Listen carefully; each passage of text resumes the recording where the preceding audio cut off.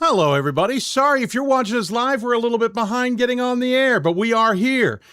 Question already in the chat room. We're going to talk about Hope Calvin on Saturday. Possibly. We got to talk about what's already happened first before we can talk about what's going to happen. And we're not going to focus just on Hope Calvin. There are so many great games out there. But of course, Hope Calvin's a big game. We talked about that coming on the top 25 portion of the show Monday night. But welcome to the show. I'm Dave McHugh. We already got interaction on the live chat on YouTube. Sorry for the heavy breathing. Oh, and I just noticed one of our jerseys fell off the wall. I got a call right before we were going on the air from the mechanic for my wife's car, because my wife's car went in the shop. Not expecting the call, but figured I got to pick that up. Turns out I really didn't have to. My wife could have. It's a long story. All of a sudden looked at the clock and went, I got to go. Gotta love manufacturing. Can't trust some things anymore, unfortunately. Not our mechanics whatsoever. If you got questions for us, tweet us at D3Hoopsville, hashtag Hoopsville. Email us, hoopsville at D3sports.com. You can join us on the YouTube chat as well, as Dakota did, about the Hope Calvin game coming up on Saturday. Twitter at D3Hoopsville, hashtag Hoopsville, Facebook.com/Hoopsville. We'll try and focus on some of those for chats, but really, Twitter and email are your best option along with the live chat in there. Quick note, you might notice I'm wearing a Wisconsin Eau Claire pullover. I said on the last show I will start wearing some swag. I don't have a lot of it, especially that fits me. I don't have a lot of swag. I've got a lot of t-shirts that people thought I could fit into. FYI, I haven't fit into a large since, maybe high school? I've been tall. Even when I was in the best athletic shape of my life, I was tall. And so they didn't make big and tall things at the time. So I had to fit into larger sizes. So appreciate all you who think I can fit into a large. Appreciate all you who think I can get into an XL as well. You are my favorite people. We'll talk some other time about it. But I won't tell you what the real size is. However, if you want me to wear something, and I hate to be shameless about it, but I'm going to be shameless about it. If you want me to wear your school's colors, swag, whatever, email me. We'll talk about getting a jersey to put up on the wall and getting some swag here that I'll wear. I will wear the swag. I've got some swag I can wear. I'll make you a couple of promises. First, I'll wear the swag. Don't know if I can give you a heads up on that, because sometimes it's literally like, oh, I can wear this today. And then I go down and do the show.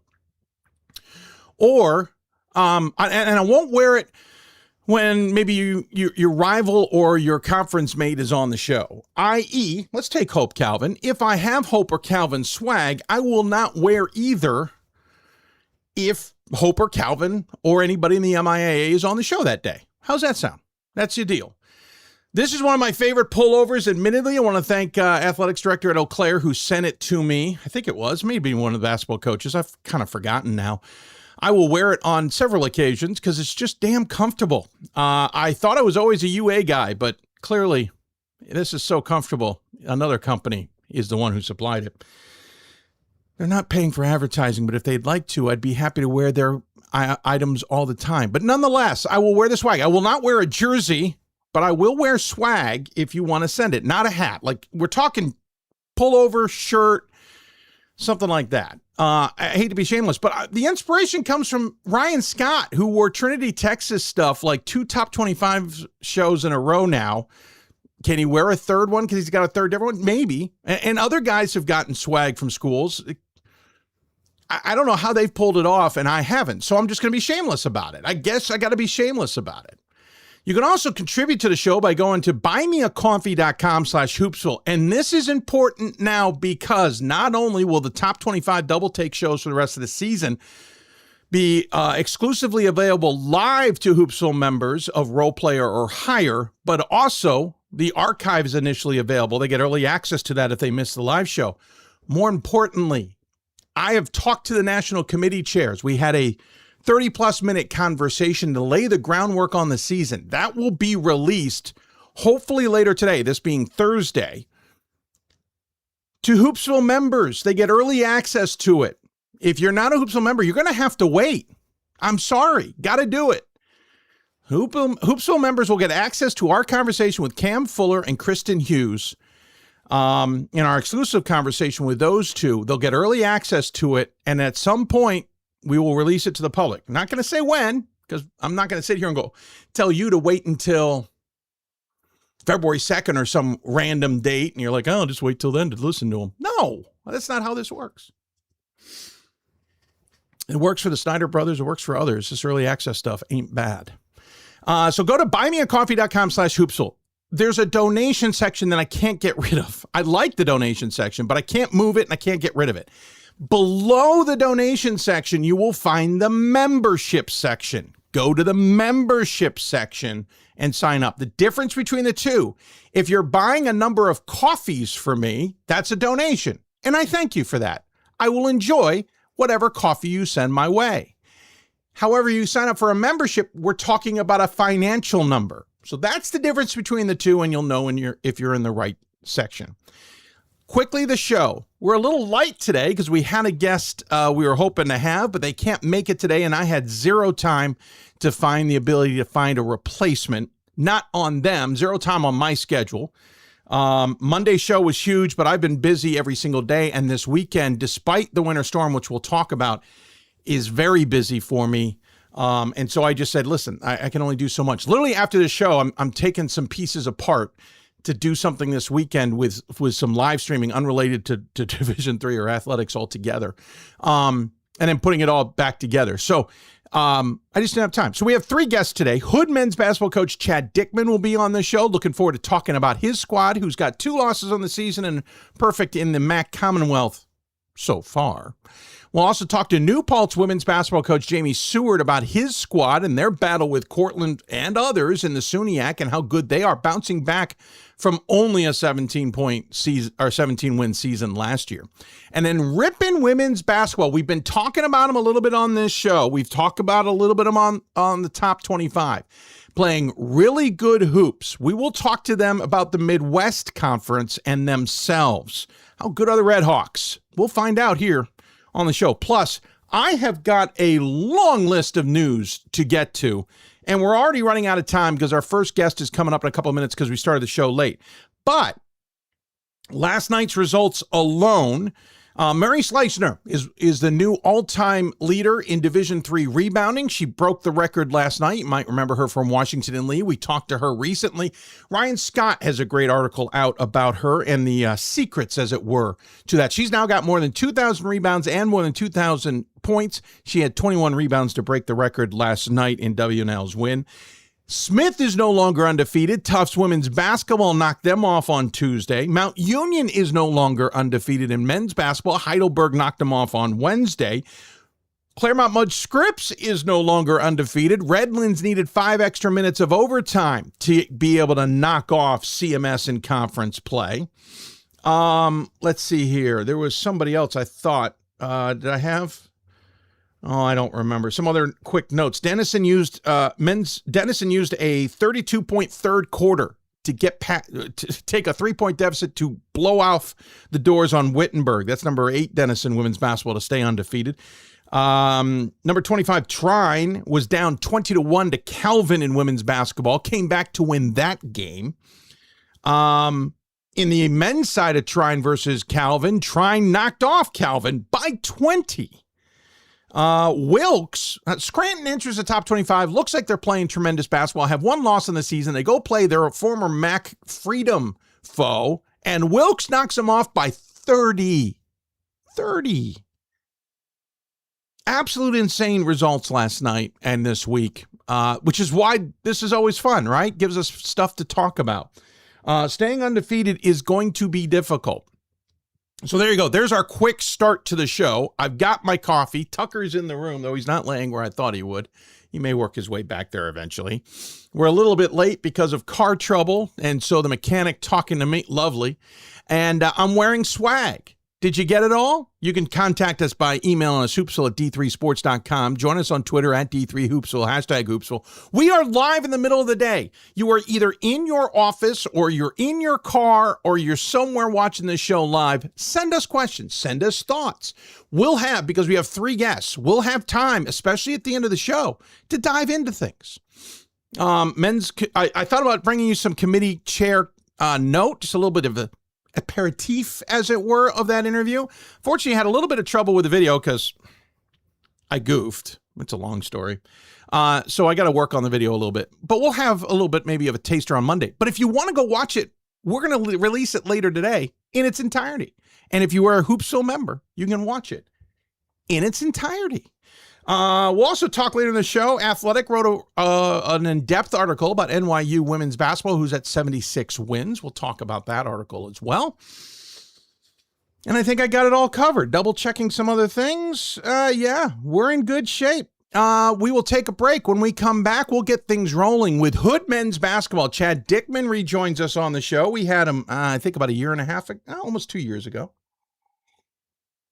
We'll talk to him about what's working so well for the Blazers this time around and just how good are they. Chad's probably not going to tell us that, but we'll try and read between the lines. You're listening to Hoopsville, presented by D3Hoops.com.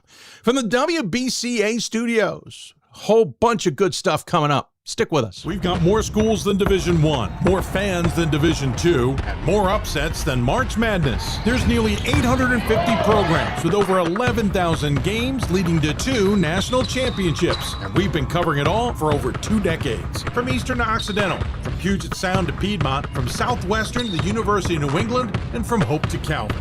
Nobody covers Division III basketball like we do. We're D3Hoops.com at www.D3Hoops.com.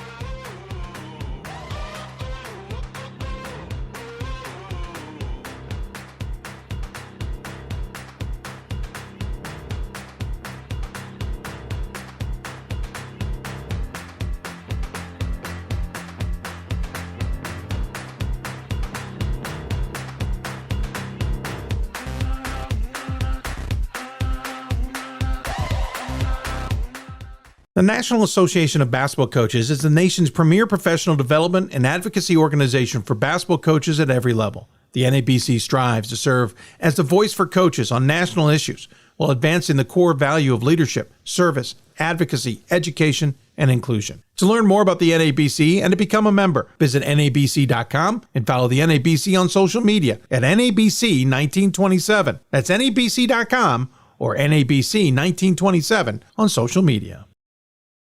It's on us to stop sexual assault. In any way that we can. To get a friend home safe. To never blame the victim. It's on us. To stand up. To make our community safe for all. It's on us. It's on us to look out for each other at parties. It's on us. To be more than just a bystander. To step up and say something. It's on us, all of us. To stop sexual assault. Learn how and take the pledge at itsonus.org.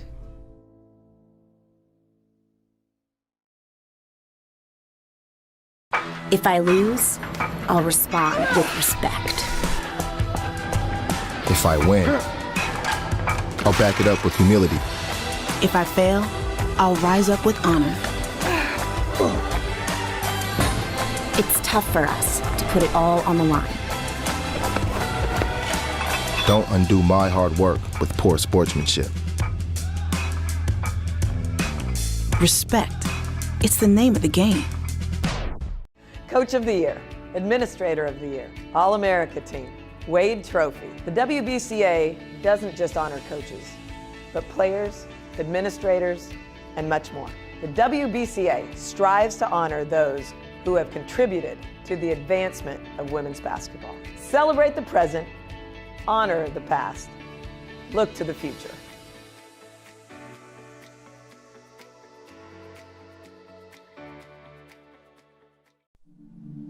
I used to never really talk, ever. I was afraid if I said something wrong, everyone would laugh at me. But then I started to play golf with Special Olympics. It helped me to find my voice. And now everyone else is speechless. Welcome back to Hoopsville, everybody. As we are rolling along already into this show, don't be surprised if you now hear Tucker kind of losing his mind for the next few minutes. Turns out family has just gotten home and he's heard them and he's in the studio and the door's closed. You can do 2 and 2, right? I have a feeling he might be a little anxious or wanting to get out to see who's home. If If you got questions for, door sneaks open, Tucker sneaks out. How about that? He didn't open the door. Before any of you start figuring out he did not open the door. If you got questions for us, tweet us at D3Hoopsville, hashtag Hoopsville, email us hoopsville at d3sports.com. Join us on the live chat in the stream. Already got a question for Dakota if we're going to talk about Hope Calvin on Saturday. Listen, we can certainly talk about it later in the game, or later in the show. It's going to be a huge game for both genders. But there's a lot of great games coming up that we'll be talking about. So yeah, later in the show, we'll take a peek at what's coming up this weekend, especially considering there's a winter storm that is going to absolutely decimate areas from Texas to New England, and including our area. I'd venture to say we're going to get about a foot of snow. I'm thrilled. I got nothing to do this weekend. Well, except on Saturday, but I got nothing to do Sunday. And maybe we'll call off Monday's show just so I can enjoy the snow. We'll see. I'm kidding. But it will affect schedules. All right, let's talk about a team in the Mid-Atlantic who probably will get their game in on Saturday before the storm hits in this region. I'm certainly not worried about it. I'm sure they're not worried about it.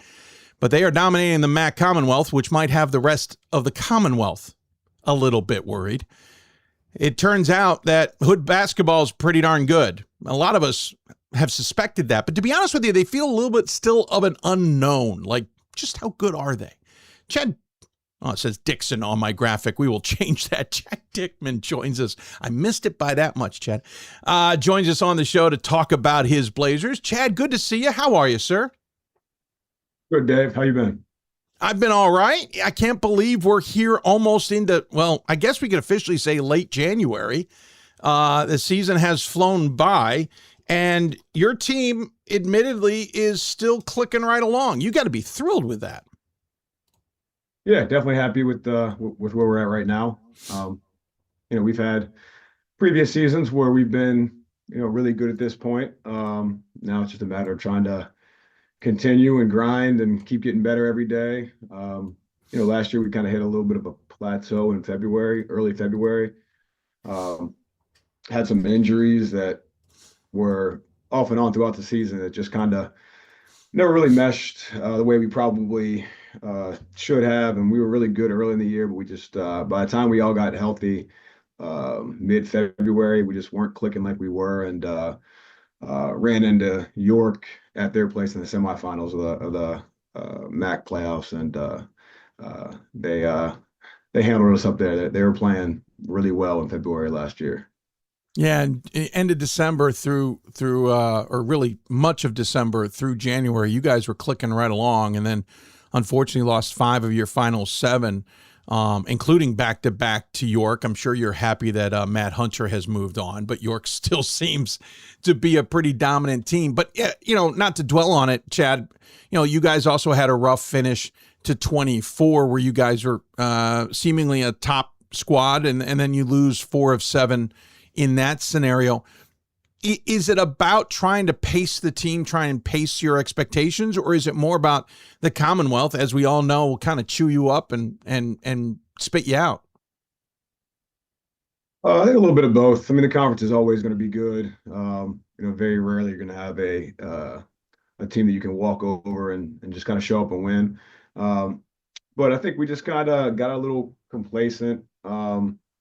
And like I said, just kind of plateaued, and not to make excuses, but last year again we just had a bad case of the injury bug. Every time someone got healthy, like a starter got healthy, one more guy would go down, and it was just tough. But this year, knock on wood, we've been fairly healthy the whole year, and so hopefully we can keep that going. But that's been kind of the mantra this season, is just kind of not worrying about people telling us that we're really good. And in the past, it's like, we get in the top 25 and within a game or two, we drop one and we're right out.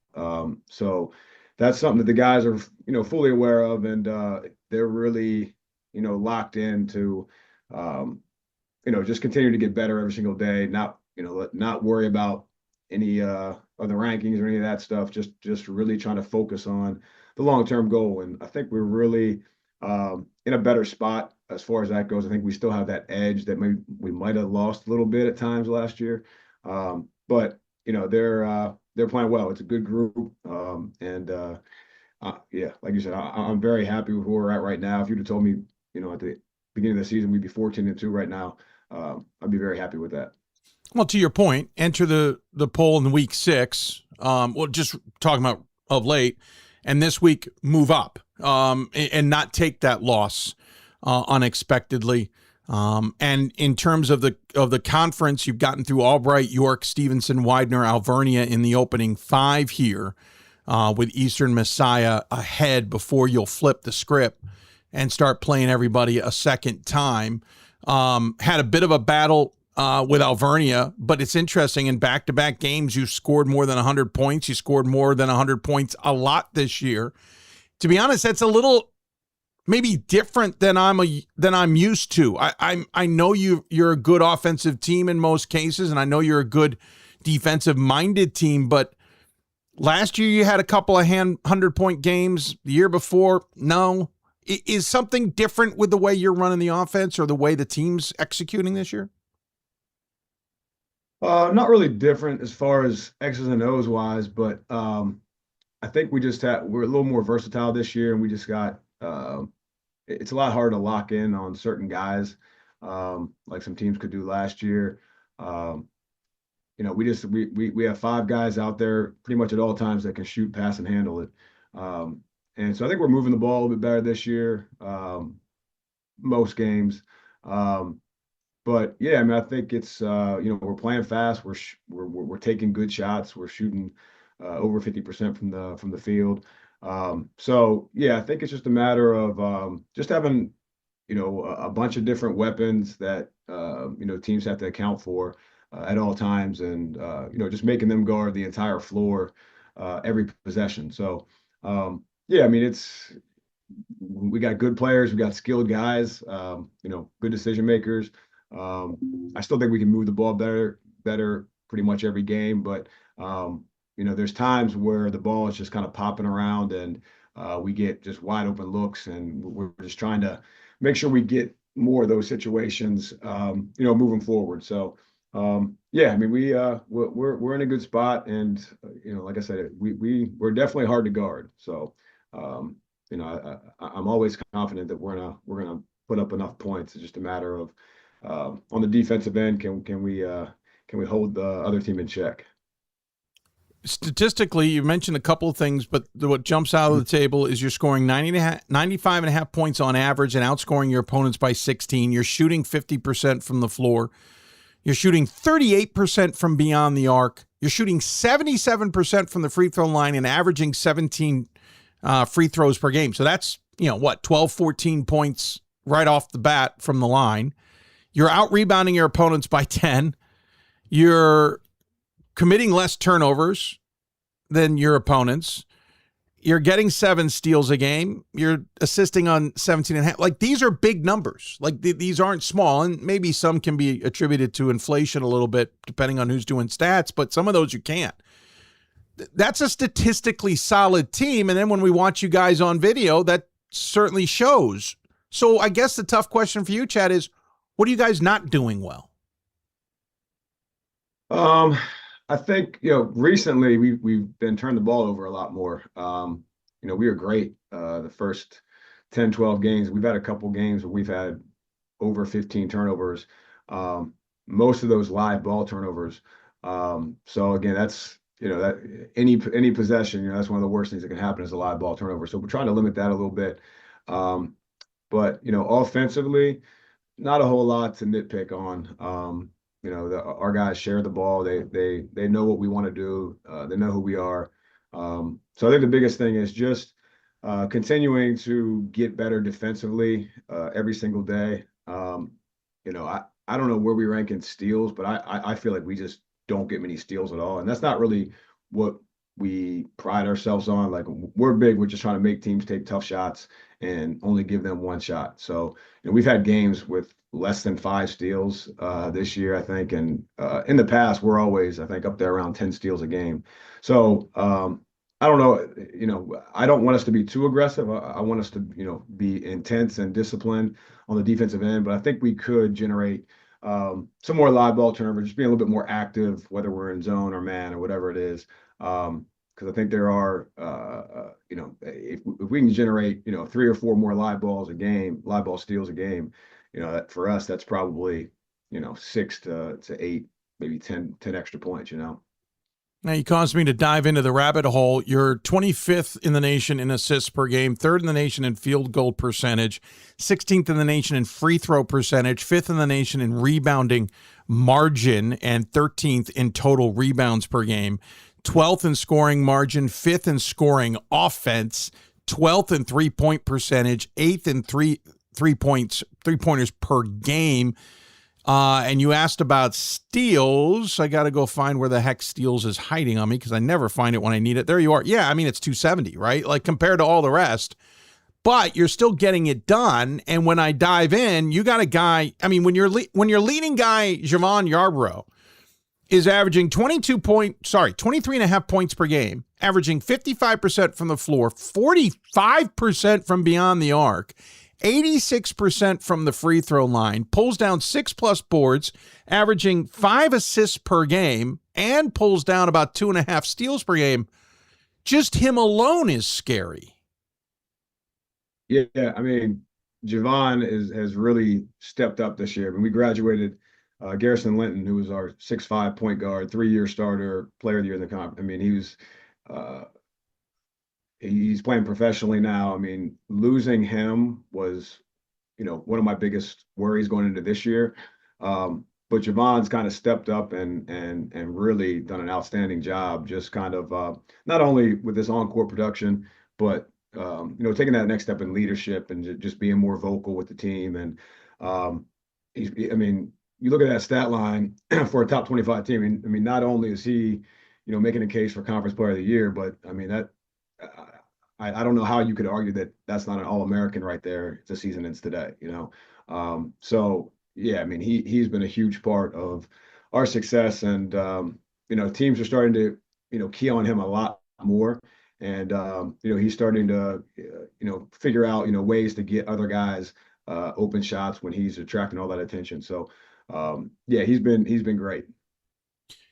Obviously, you, as we mentioned, 95+ points a game. So you're going to have a couple of guys in double figures, but Cullen Robinson is just as scary. 17.5 points a game, shooting 57% from the floor, 40% from beyond the arc, 84% from the free throw line, 6 rebounds for him as well. Doesn't hand out as many as assists, but that's because Javon is, and probably to Cullen. Garrett Cox has a scary line above 50% and 35% and 73%, averaging 13 points a game. Karen Mallory is the only one off, right? Off, and I'm using air quotes, 43% from the floor, 39% from deep, 78% from the free throw line. And another double-digit guy is Jude. Is it Hughesby? Yep, Hughesby. Yep, I thought I had it. I forgot to look it up beforehand. 53% from the floor. The only thing he doesn't do well is free throws, 62%. But for the national average, that is the average.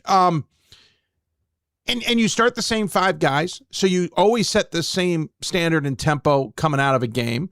You aren't afraid to go to your bench. I'm a top 25 voter, Chad, who probably remembers the last few years and a little bit nervous about who is Hood exactly. I know you don't want to talk top 25, but I'm going to use this as an adage of what do other voters see that makes you a top 25 team? I mean, I think, I think all of our wins have come by double digits. Outside the Catholic game. Catholic was a 3-point win. I think every other game was double digits. And, we've only played a couple of teams with bad records. So most of the teams that we're beating are teams with winning records that have played solid schedules. So, I mean, I think just our overall strength of schedule is solid. Our 2 losses have been at Hopkins in a very close game.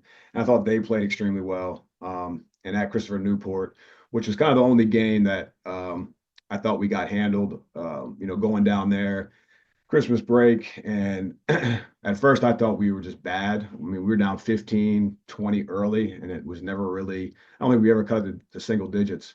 But I watched the film and I'm just like, I don't think we played that bad. They just played phenomenal. And, Coach K told me the same thing. He's like, we played great. You guys are good. Like, don't lose confidence in what you're doing.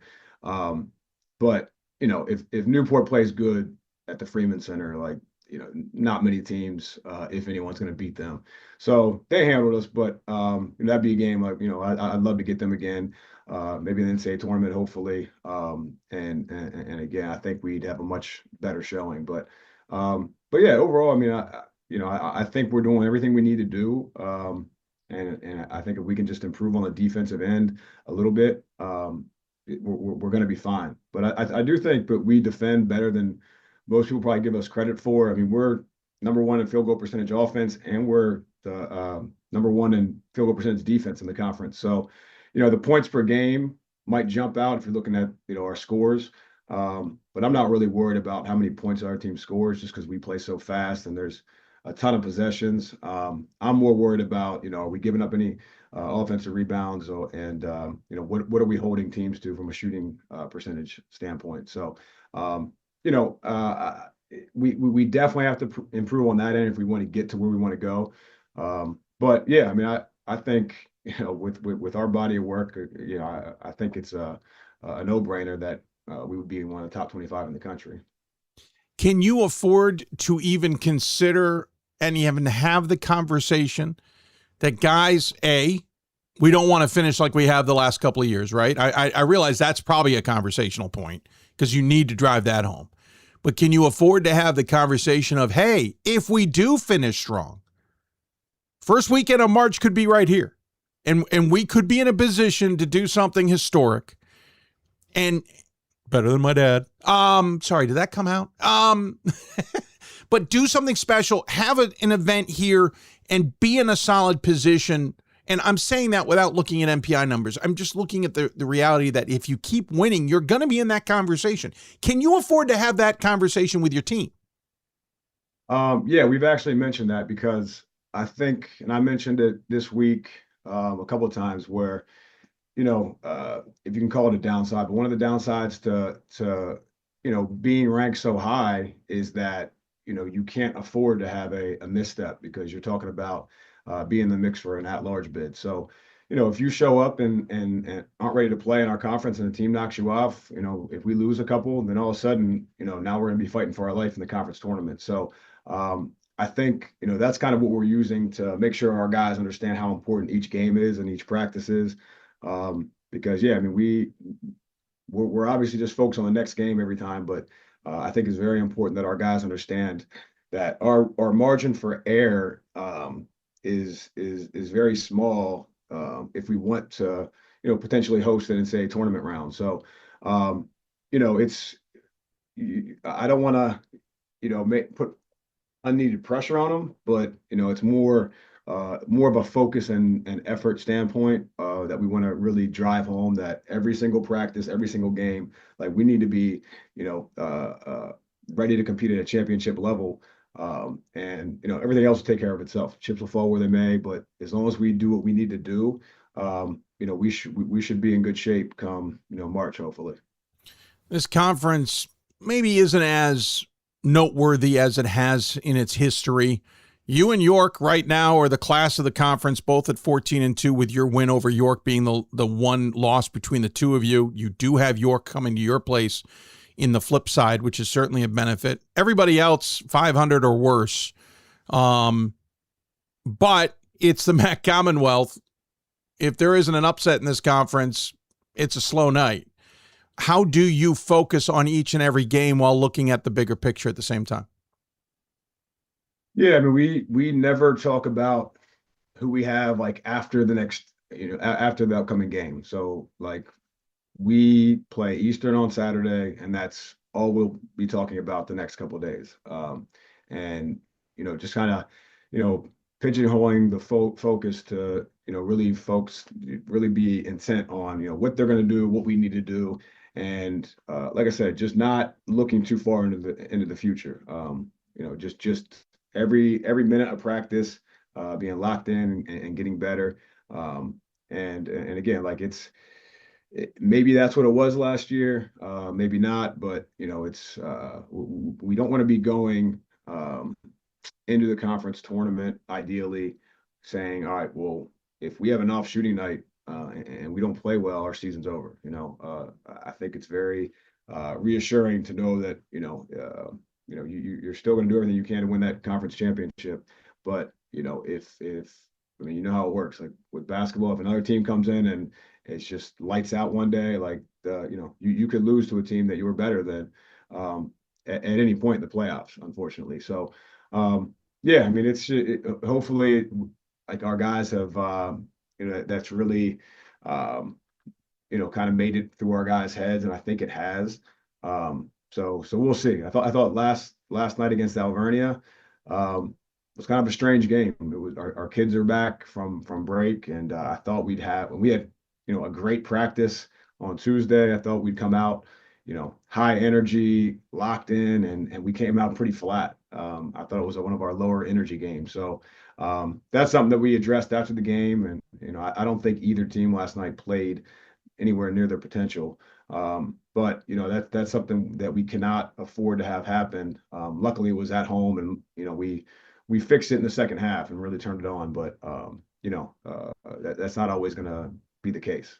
Fixing the second half to a tune of 60-plus points while giving up 50. But again, to your point, the way your offense works, the other team's going to get its opportunities too.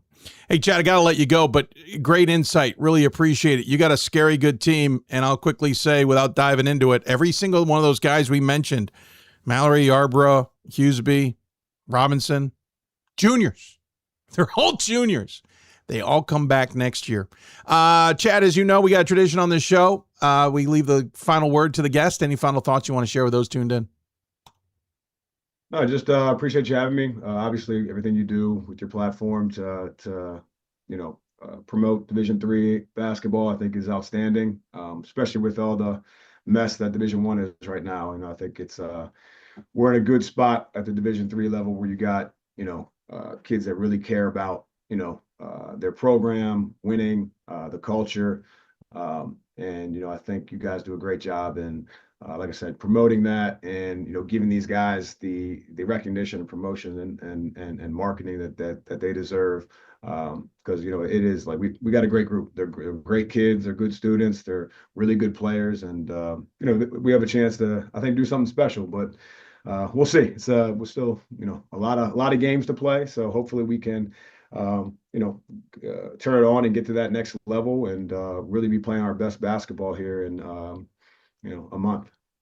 Well said, Chad. Good luck the rest of the way. Really impressed so far. Look forward to seeing how you play this one out, and hopefully we'll be talking about you in March. Take care of yourself. Enjoy the weather coming. Oh, yeah. No doubt about that. Appreciate it, Dave. You betcha. Take care. Chad Dickman joining us here on the Hoopsville Hotline. That is a good-looking team. Again, all juniors who are leading the way. That is a squad that's going to be dangerous next year, but right now they are laying the groundwork to what could be a really special season. Coming up next, they got Eastern at home on Saturday. When we take a break, we'll come back. We'll switch to women's basketball, head up to New York, SUNY New Paltz. What's working for the Hawks? You'll listen to Hoopsville, presented by D3 Hoops from the WBCA studios. For the love of the game. But for those of us who are Division III student athletes, it's more than that. A lot more. Sure, the game is important. But as we work so hard to build both mind and body, it's more about team.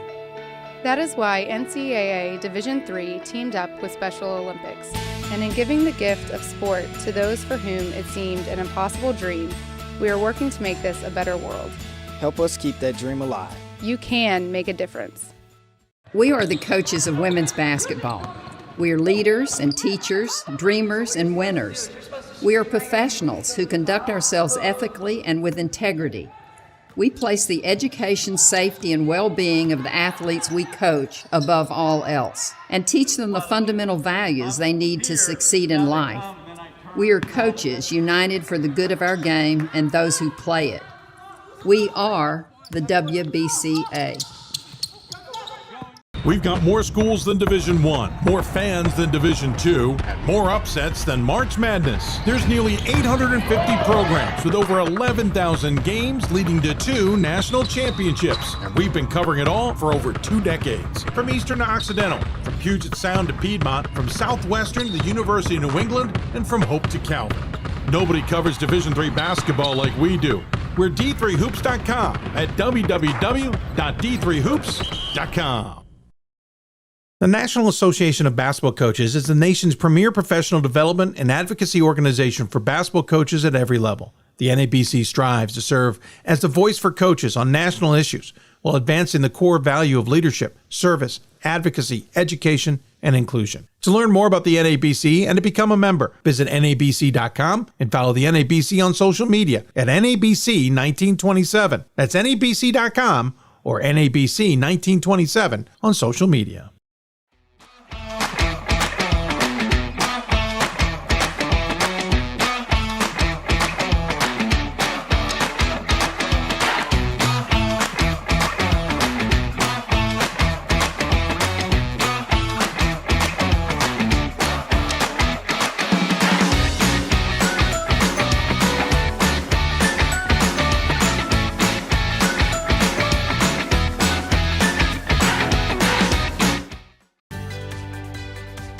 Responsibility is being accountable for your words and actions, first and foremost. It also is an obligation to be a positive influence in the communities around you.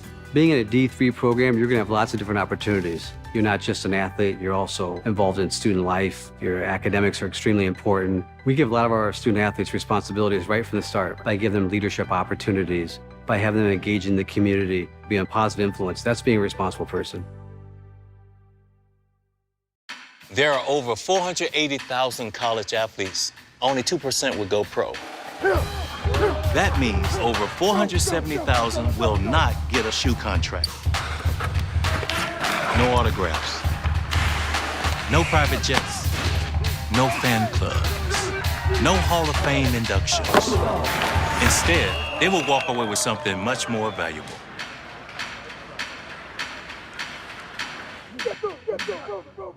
I did receive a non-athletic scholarship upon entering school. I got the presidential scholarship, which was huge for me. I think there's more opportunities for academic scholarships in Division III. I did receive academic scholarships. Just being involved on campus, being a leader, all those things combined kind of get me recognized. It's a great experience for me.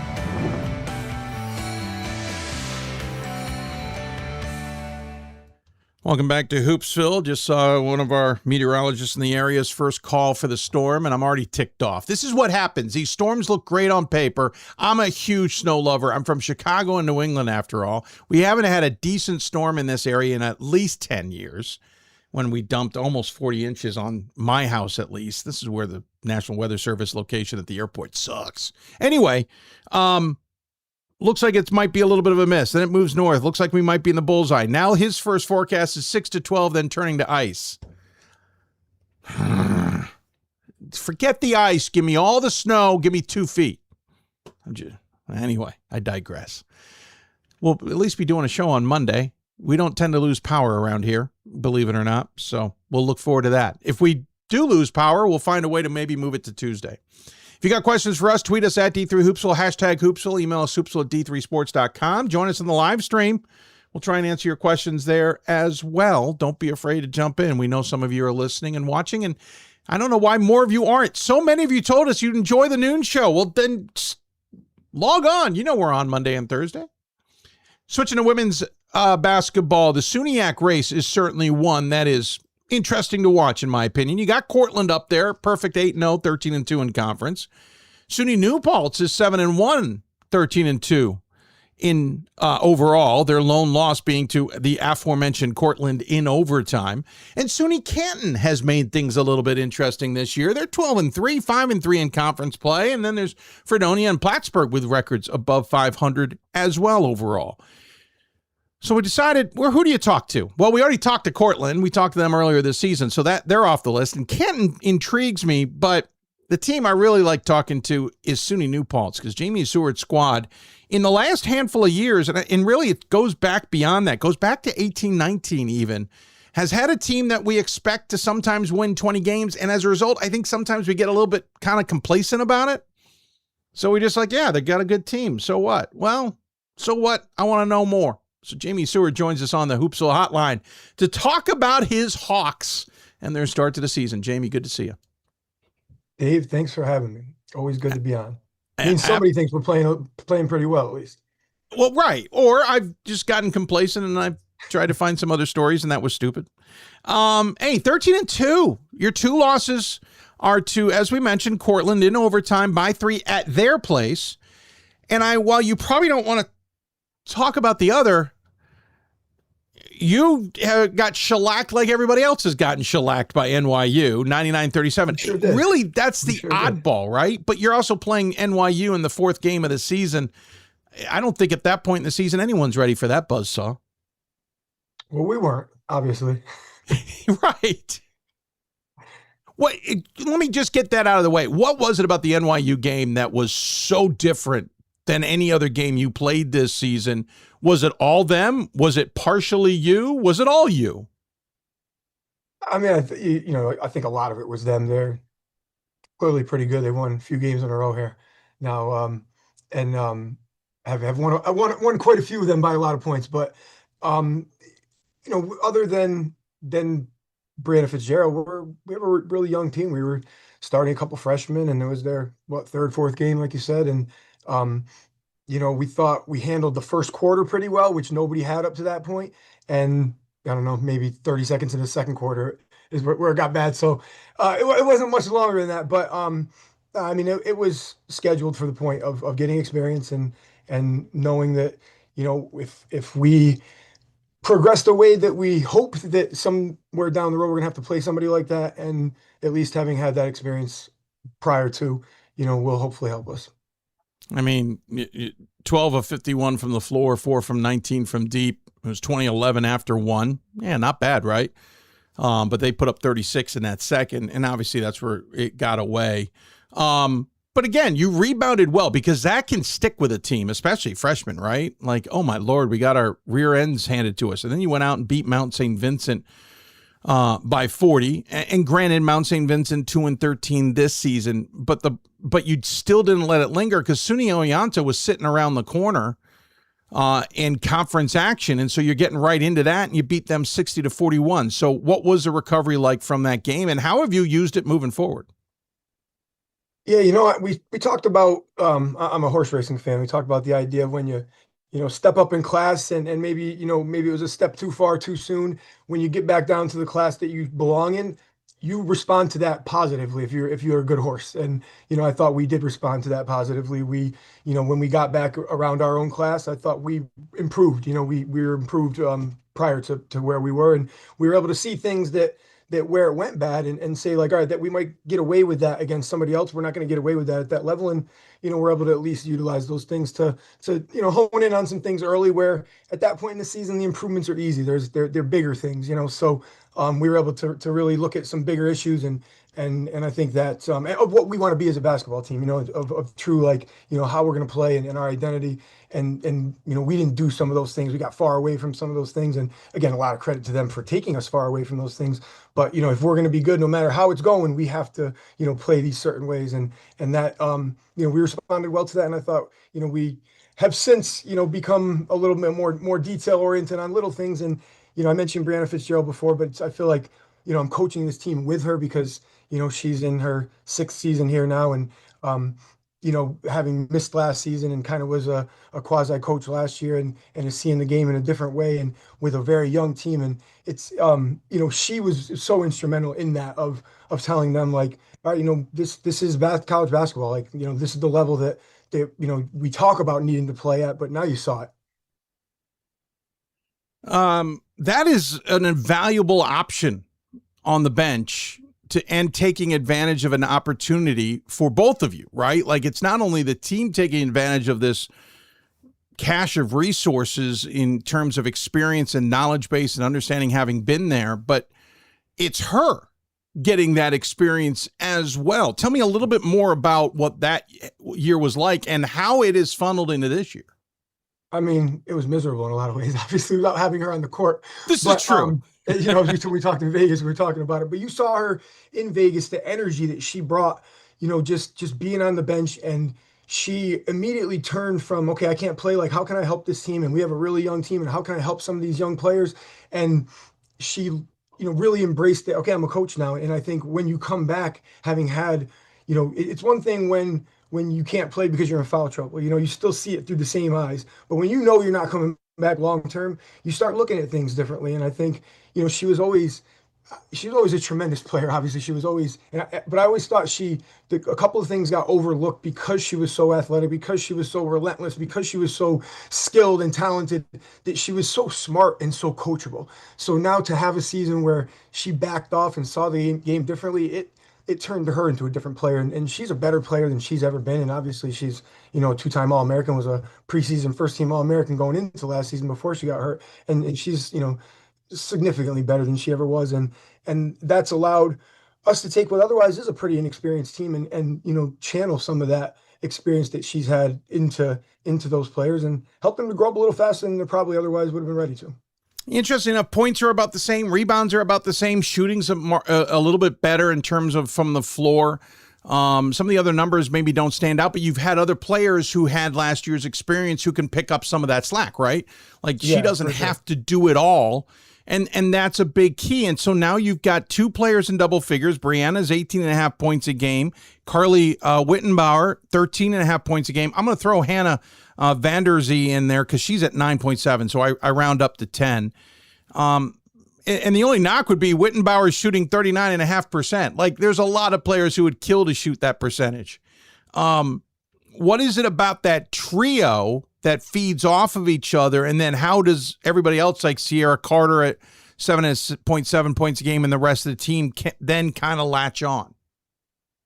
Yeah, it's a nice, it's taken us a little while to figure out because it's different for, Bree, her 4 years played with a lot of the same core, almost really the same core. She had, our second best player for most of that run, was a player who she played alongside with her in AAU. And then, our big kid who was really good at finding space and, actively getting out of the way and getting a lot of easy baskets on dump offs and putbacks, those, and her point guard who she played with, Julia Sabatino, who she played with for her whole life in AAU, for 2 years here also. So it was very different for her to get used to playing a different style with different people. And, ultimately, I think, she's figured out that there's certain things that she can provide that aren't things that she always did because she's so smart and because she's so good. And she allows Carly, who's, a really good individual one-on-one scorer. And, obviously Bree's going to demand a lot of attention. So that gives Carly a lot of attention, got a lot of one-on-ones. And, Carly's been really good in those situations. And now that Carly's, recognized that she can be really good in those situations, she's gotten that much more confident and that much more aggressive.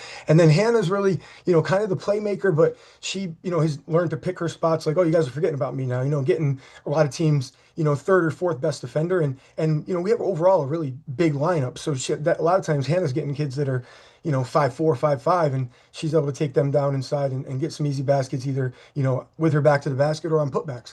And then Sierra is, our point guard, and she's, battled through a bunch of injuries here early in January, and she's kind of getting back in shape now, and she's starting to play back to the way that we, had her playing early in the season, the way we expected her to play. And she, starting to shoot the ball better now. And she's really, taken on that role of running the team and growing up a lot over the course of as a sophomore. She didn't play that role really as a freshman and, came in and played a lot, but played in a totally different role and has done a really nice job with that. And now that she's getting, back in 100% physical shape, she's really coming on too. So it gives us a nice core. And then we have a couple of freshmen who have contributed important minutes as well. And I think they're, again, they're playing above themselves, not because they're not capable of doing what they're doing, but they're able to just be themselves, like, all right, we need you to do, these two things that you're really good at. Just do those two things really aggressively. Don't worry about the rest of it. And obviously that helps.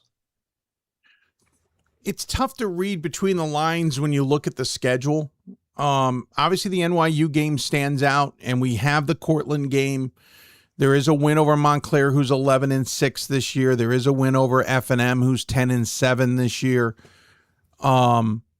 Ithaca isn't the power team that we're accustomed. I mean, they're 7-8 this season, so that win is hard to kind of put a thumb to. Vassar's 7-7.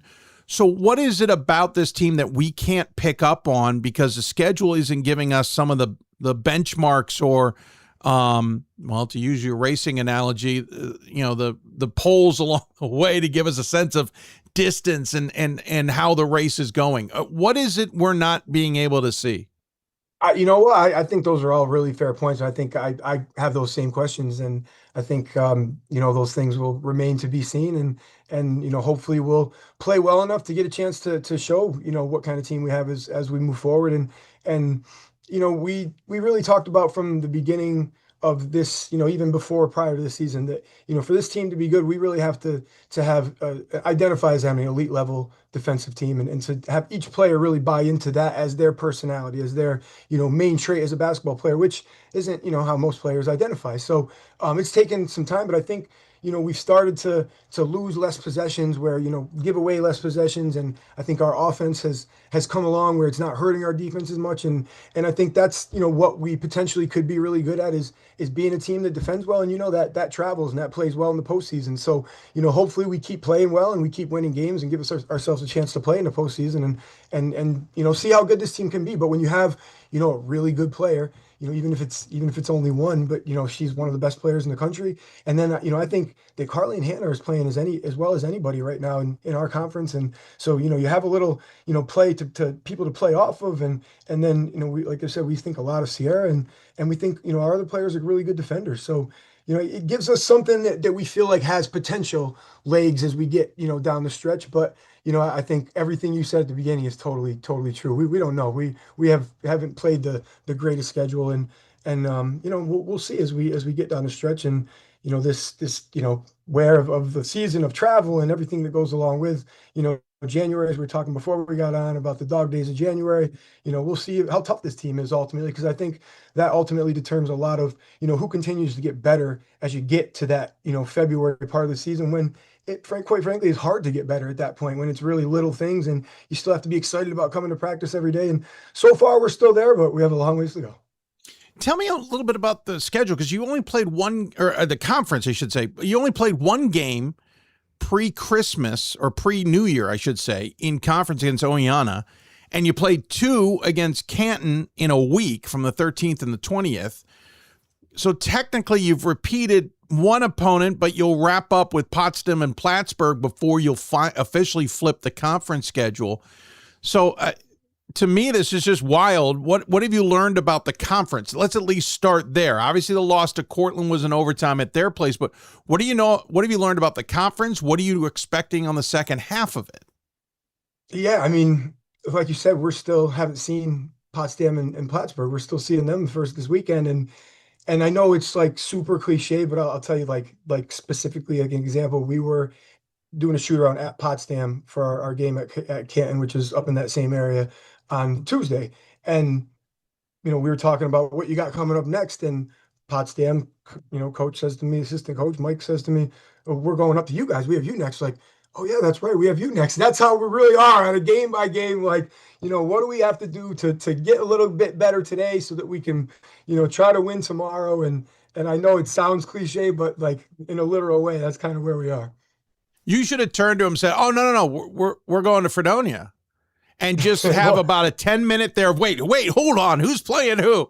That would have been hysterical. You know what? That's next week. So, it goes fast. We play 3 games a week. It explain to me, though, why you have one game in December in conference play, and then how you have 2 games against Canton in a week. I went to look at the recaps to see if maybe there was a mention that one of those games got moved due to weather, but it doesn't seem it. Like, that's just, is it because Canton was coming in, the schedules were set? Is it all that, or is there something weirder going on? I guess. I mean, we had to change the schedule there, and we went to the heavy January where, we literally have Tuesday, Friday, Saturday, 4 straight, every week in January. So it's, like I said, you're turning them around fast and trying to get the next game plan. And it can be hard to focus on your own team and what you need to do, within your own house, which is always the most important thing. And sometimes when you're trying to get to the next game plan and get to the next scout, you skip some of that. And so we're trying to, really maintain like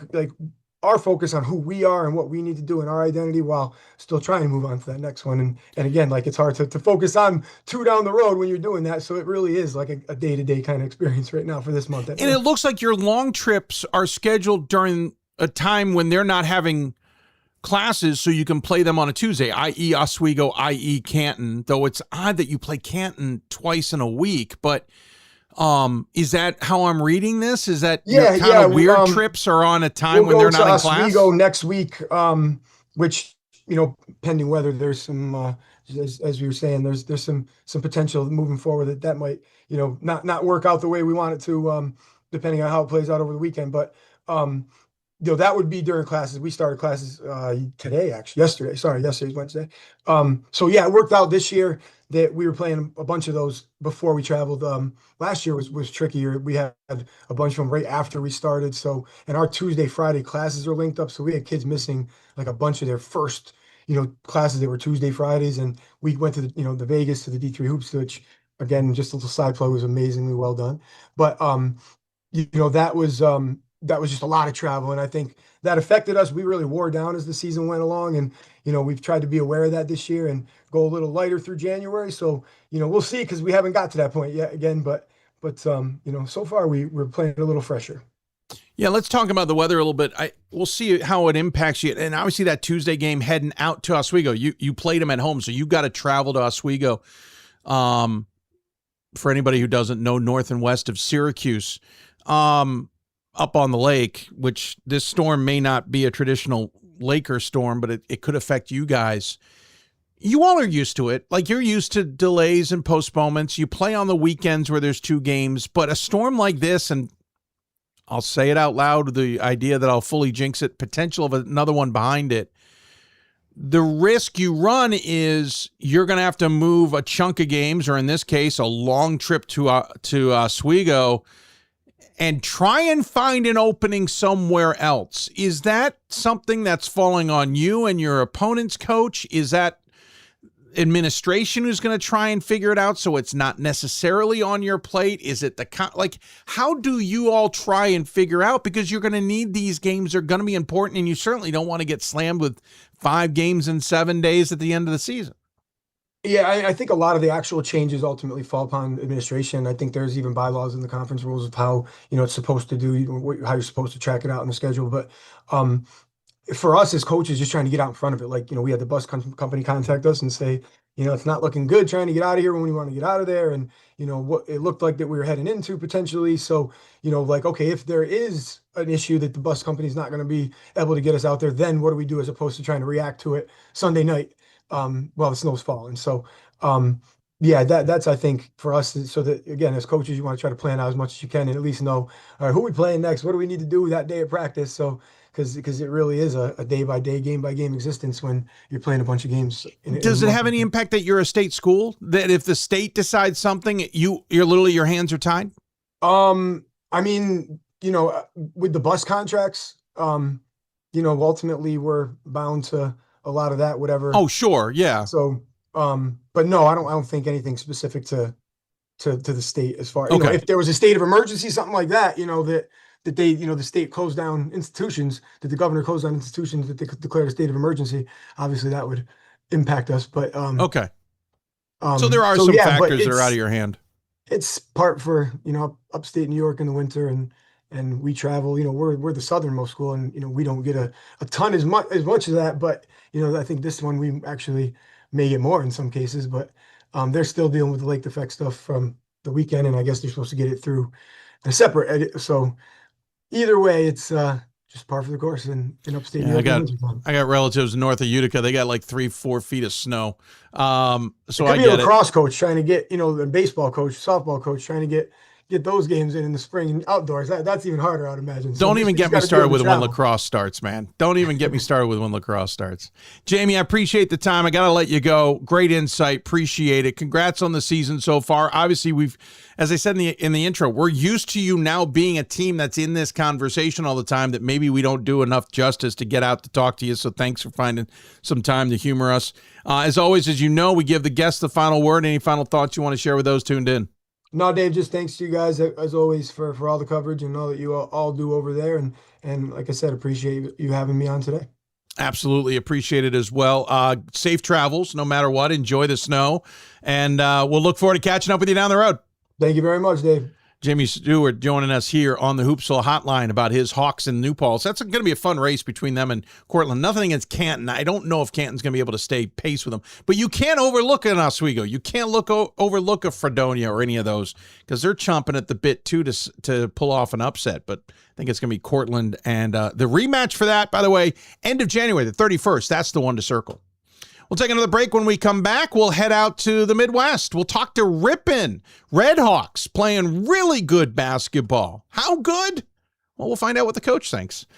See how insightful we get from her about just how dangerous that squad is in the Midwest Conference. You're listening to Hoopsville, presented by D3Hoops.com from the WBCA studios. It's on us to stop sexual assault. In any way that we can. To get a friend home safe. To never blame the victim. It's on us. To stand up. To make our community safe for all. It's on us. It's on us to look out for each other at parties. It's on us. To be more than just a bystander. To step up and say something. It's on us, all of us. To stop sexual assault. Learn how and take the pledge at itsonus.org.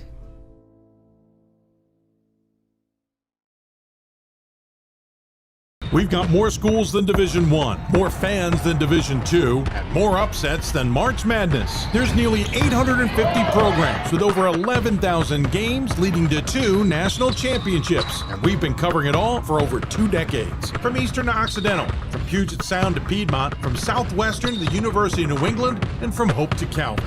Nobody covers Division III basketball like we do. We're D3Hoops.com at www.d3hoops.com.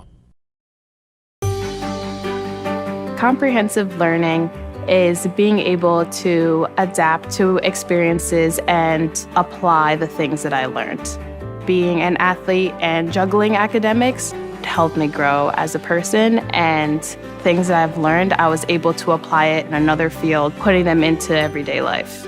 Developing comprehensive learning helped me prioritize certain things to make sure I get to where I want to be. For the love of the game. But for those of us who are Division III student athletes, it's more than that, a lot more. Sure, the game is important, but as we work so hard to build both mind and body, it's more about team. That is why NCAA Division III teamed up with Special Olympics, and in giving the gift of sport to those for whom it seemed an impossible dream, we are working to make this a better world. Help us keep that dream alive. You can make a difference. We are the coaches of women's basketball. We are leaders and teachers, dreamers and winners. We are professionals who conduct ourselves ethically and with integrity. We place the education, safety, and well-being of the athletes we coach above all else and teach them the fundamental values they need to succeed in life. We are coaches united for the good of our game and those who play it. We are the WBCA. I learned a lot of valuable lessons playing college football. I never thought about the health benefits of exercise until I actually started to talk to coaches in college. It's not only just for performance, it's for life. My coaches instilled the importance of well-being, not only building up strength, mental health, getting enough sleep, eating properly is all what it is to be healthy. I decided that I want to go on a personal trainer and share my knowledge that I obtained in college about physical and mental well-being. We are calling you, all of you. We are calling all Division III schools to join our cause. It's on us to start the change. It's on us to be the change. It's on us. It's on Division III. It's on all of us to stop sexual assault.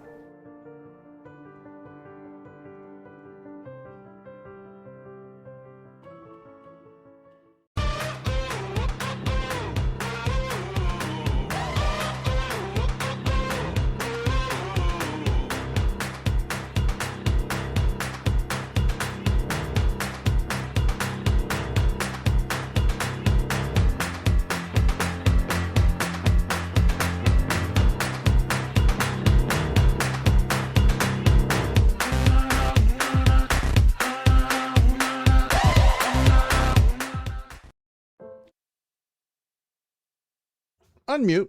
Welcome back to Hoopsville, everybody. I'm your host, Dave McHugh. A little bit of a lighter show in terms of interviews after our supersized edition on Monday. Went almost 4.5 hours with 5 guests, 2 segments for the men's and women's top 25. It stood in for our or for our marathon, you could say. We're just not going to do a marathon show this year, just due to I don't have the schedule or bandwidth to do it when we normally do it. But great segments, great conversations. And while we're lighter this week or this show because one of our guests couldn't make it work and we didn't have time to replace, we're continuing to roll with some great conversations. Chad Dickman from Hudl was great. Jamie Seward from New Paltz was great. And there's no pressure on our next coast to continue it. My point is you should go back and watch those segments if you didn't get a chance to do so, because you'll learn something about teams around Division III other than just your own. And yes, I'm wearing swag. We'll talk more about that. We talked about the beginning of the segment or the show. We'll talk more about it at the end. Ripon women's basketball continues to click along in the Midwest Conference, having a tremendous season, 15-2. Building off last year's 23-5, 19-9 the year before that, 20-7 the year before that. All intents and purposes, since Coach Busalacchi showed up, this team has become consistently good, and now they're ranked in the top 25 in the 22nd slot as they continue to go well at 15-2, 8-0 in conference play. That always gives us an excuse to try and learn more about a program, and so we invite them on. And Busalacchi joins us here on the show to chat about her squad. Coach, great to see you again. Thanks for taking the time. Thanks, Dave, for everything that you do. It's awesome. Well, I appreciate that. This is a team that, listen, we didn't talk a lot about until you got there. A team that was 9-14, 2-21. Now it was funny because I sat here going, well, I wonder when the last time I had Lauren on the show, and I went and looked and it didn't jive with the record that you're having most seasons. And there's a lot of behind the scenes stuff for me on that, but what has worked that's gotten you guys so consistent? Yeah, I think first and foremost, we have an opportunity to coach some pretty special and unique student athletes that they care a lot about their academic experience. They care a lot about their hoops experience, probably even more so than the smaller community that they're doing it in, which is great. So it starts with those people. Our staff, we've had a lot of continuity on our staff, which with part-time assistants, I think is tough at our level for sure. But Coach Dave has been here for forever with us. Coach Jesse is back with us again. We've got 2 former players, Coach Meg and Coach Bree, who are with us. And then Coach Matt's been involved in our program for a long time as well. So I think continuity of staff and a consistent type of student athlete that we're fortunate enough to get to say yes to come here. We've been really lucky with that consistency. And then probably another big aspect, Dave, is just the emphasis on culture. Our players, not only are they unique academically and basketball wise, just their commitment level to both of those aspects of their college experience, but they also follow alum that came before them that really emphasize relationships and that want to create and maintain great relationships while they're playing college basketball and being a college student athlete. And we emphasize tribal leadership. We use that model for our program to follow. That's kind of our daily guide, and a lot of E plus R equals O, but through relationships, we're trying to hone our responses every single day, and our players do a really great job keeping pace with that expectation and that standard of each other. I like how you breeze a little over Coach Dave as if he's just some other guy. People don't know it's your dad who's been in coaching for something like 40 some odd years. What a resource to have. I'll get to the rest of the group there, but I know we've talked about it before, but to coach with your dad, to have that knowledge base always available to kind of bounce things off of, it's got to be invaluable. Yeah, and it's a lot of little things, right? My dad's retired, because So I'm he's more available at this point, Dave, right? And so, it's everything from setting up the court every day to helping us to do laundry after away trips, right? To going recruiting on the road in season, right? When we're done with practice, to being in the office as a full-time assistant because he's retired, right? And giving us that access and that resource, whether it's rebounding, right? Or just bouncing ideas off, drawing some things up. So yeah, we're really fortunate at our level to have him. A UW lacrosse grad, by the way, for anybody who's wondering. By the way, this is the note that jumped out at me. He's coached basketball, baseball, softball, track, and cross country at the high school level. A lot of high schools, you got to be multifaceted. That's insane. Yeah, the guy he's always loved sports. I was going to say, do you also know how to say no? Coaching. Does he know how to say no? Yeah, not to sports. Yeah, exactly. Jesse Nodolf jumped out at me too because he's a mechanical engineer. He's got a full-time job, but he also loves coaching. Like, you've got this unique group. You mentioned the rest. One of the ones that jumped out at me was Cam Platts. Now, dear to my heart because he's a goalkeeper coach for the men's soccer team. And not that it's, I just got to admit, if people don't know the story, I was a men's soccer player. I was a goalie at my alma mater. I also became a women's basketball practice player. And that's kind of how I fell in love even more with Division III. So you've got this fascinating and large coaching staff. Like, this is D1-esque. It's got to be a huge help for you because you have not only all these different perspectives and skill sets, but the players have individuals that can work with them as well. And so the work-life balance is a little bit more helpful.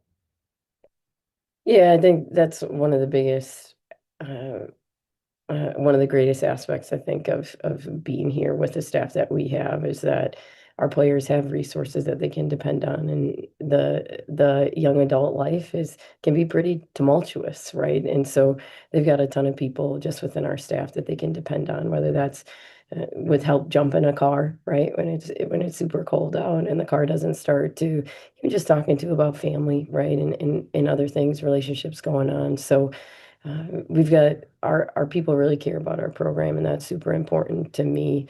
We're a small school, small community, but there are a ton of big hearts that keep it moving forward. And so I'm really grateful for the staff that we have and the community that we're in. That was the most upper Midwest or New England answer I've heard in my life. They can help jump a car. Yeah. So true. Right? So true. I mean, I felt that one. Around here in Maryland, the amount of people I know who do not know how to jump a car, insane. My son just wants to go to ChatGPT and have it tell him. Back to the topic at hand. 15-2 this season, Coach. 8-0. As good as we talk about the consistency of your teams, including last year when you all were 23-5, you had lost 4 of those games by mid-January. And then you started absolutely on a tear. You didn't lose another game until the NCAA tournament against Stout on the 7th of March. And granted, Stout was a damn good team, right? But you guys, in the last year plus, have lost 3 total games. One to, year plus. One to Grinnell on the 8th of January last season, and then this year to St. Norbert, who's having a good season, and to Carroll, who is having a great season. Those games came in a 3-game span in 10 days back in November. What is it about this team that's clicking so well in the last year plus, or really season and a half? Yeah, I think sometimes I think maybe our team gets sick of losing in practice, Dave. We lose enough in practice. No, they work really hard. We have our Midwest Conference is unique with the travel, and so we'd like to hope that our players, they get a little bit of a chip on their shoulder, just travel wise, just based off of scheduling, and try to get a lot from that adverse schedule and travel and learn more about themselves in the process and how tough they can be and how they can respond. And so So we talk about that a lot, trying to create a pretty chaotic environment practice-wise, just to make every day harder and see how we can respond and then adjust. And so our teams, they've been led by strong senior classes that consistently respond and set the standard, both vocally and by example every single day. And that's I think really important, especially in January and February, when the time just keeps ticking in regards to the season and game prep as well. So what I find interesting is the chip is resulting in absolute dominance in this conference this year. You again lost to Carroll in non-conference by 12 and lost by non-Carroll to St. Norbert by 6. But everything else, by the way, you got the rematch against Stout in the opener of the season and you beat them 80-59. So thank you very much. You beat Eau Claire 78-73. These aren't, slouch teams by any stretch. And granted, it's not the same Stout team as last year, but it's still a good one. But then in conference play, the second best team in the conference is Lawrence. And back on the 13th, you beat them by 33, 67-34. You held them to 34. The second best team in terms of overall record is Cornell. And you beat them by 30, 89-59 back in early December. And granted, you got the repeat coming. Knox is the other best team in terms of conference record. They're coming up. You haven't seen them yet, but what is it? You say chip, but what's clicking so well for this kind of dominance? I think our returners definitely came back more physical and more, I would say, more focused mentally. With the commitment to effort, that bouncing back and responding. So physically stronger, definitely came back physically stronger, like weight room, we're talking weight room wise over from the summer. And then also mentally just wanting to learn more about how to respond and how to become more consistent on and off the court mentally. And so I think those two things, being better for each of individual, and, our top 8, right? Everybody's shooting over 30%. So we definitely came back. Most are over 40. And we definitely came back better field goal percentage wise. Most are averaging over 3 rebounds a game. So I think that's a reflection both physically too on both ends of the floor. And then we're trying to be as dynamic as we can be on the defensive end, which we play half court pack, so that takes a little bit of a challenge for us to just be dynamic to begin with. And our players have responded really well that way. They love to rotate. They love to get to that next pass position really hard. They're physically capable of doing that, which is awesome. And then we're trying to score as early as possible, but get great looks as early as possible. And if we don't get a great look early, we want to get a great look late. And our players have done a pretty good job being disciplined to that mindset as well from the start of the season on. And so what we hope is that we continue to just get a little bit better, obviously, and we're like a millimeter better if we can in these next couple weeks in each of those categories as well. But we'll have everybody after this weekend. We'll have everybody a second time, and that'll be the challenge: is how we can continue to try to be as consistent as we can be, and see what else we can accomplish together as a group. Yeah, I mean, the trick always being the second go around. Everyone now has seen you. There's plenty of video out there for what everybody has done against everybody, and so it starts becoming a little bit more challenging. Something that jumped out at me is you're averaging 75 points a game, but you're outscoring your opponents by 22. Some national numbers, just because Hood and Chad Dickman made me look these up for everybody. Field goal percentage, you're 21st best in the nation. You're 25th best at free throw attempts per game, which means you're getting to the free throw line. 31st in terms of free throws made per game. 12th in points total scored this season. And again, at 75 points per game, that's noteworthy. Third in rebounding margin, it's a plus 15.5. Offensive rebounds. This is key. You're top 10. You get 18.5 offensive boards per game. You're 11th in scoring margin at 22.5 points a game, 13th in scoring offense at 75.2, 21st in steals per game at 14.5. Top 35 in turnover margin and turnovers forced. Like, there's a lot of stats that are both defensive and offensive that kind of speak to just how good this squad really is. And then you go to your stats and you've got 5 players in double figures. And to your point, everybody's grabbing rebounds. Everybody's dishing the ball. Everybody's getting steals. Everybody's shooting well.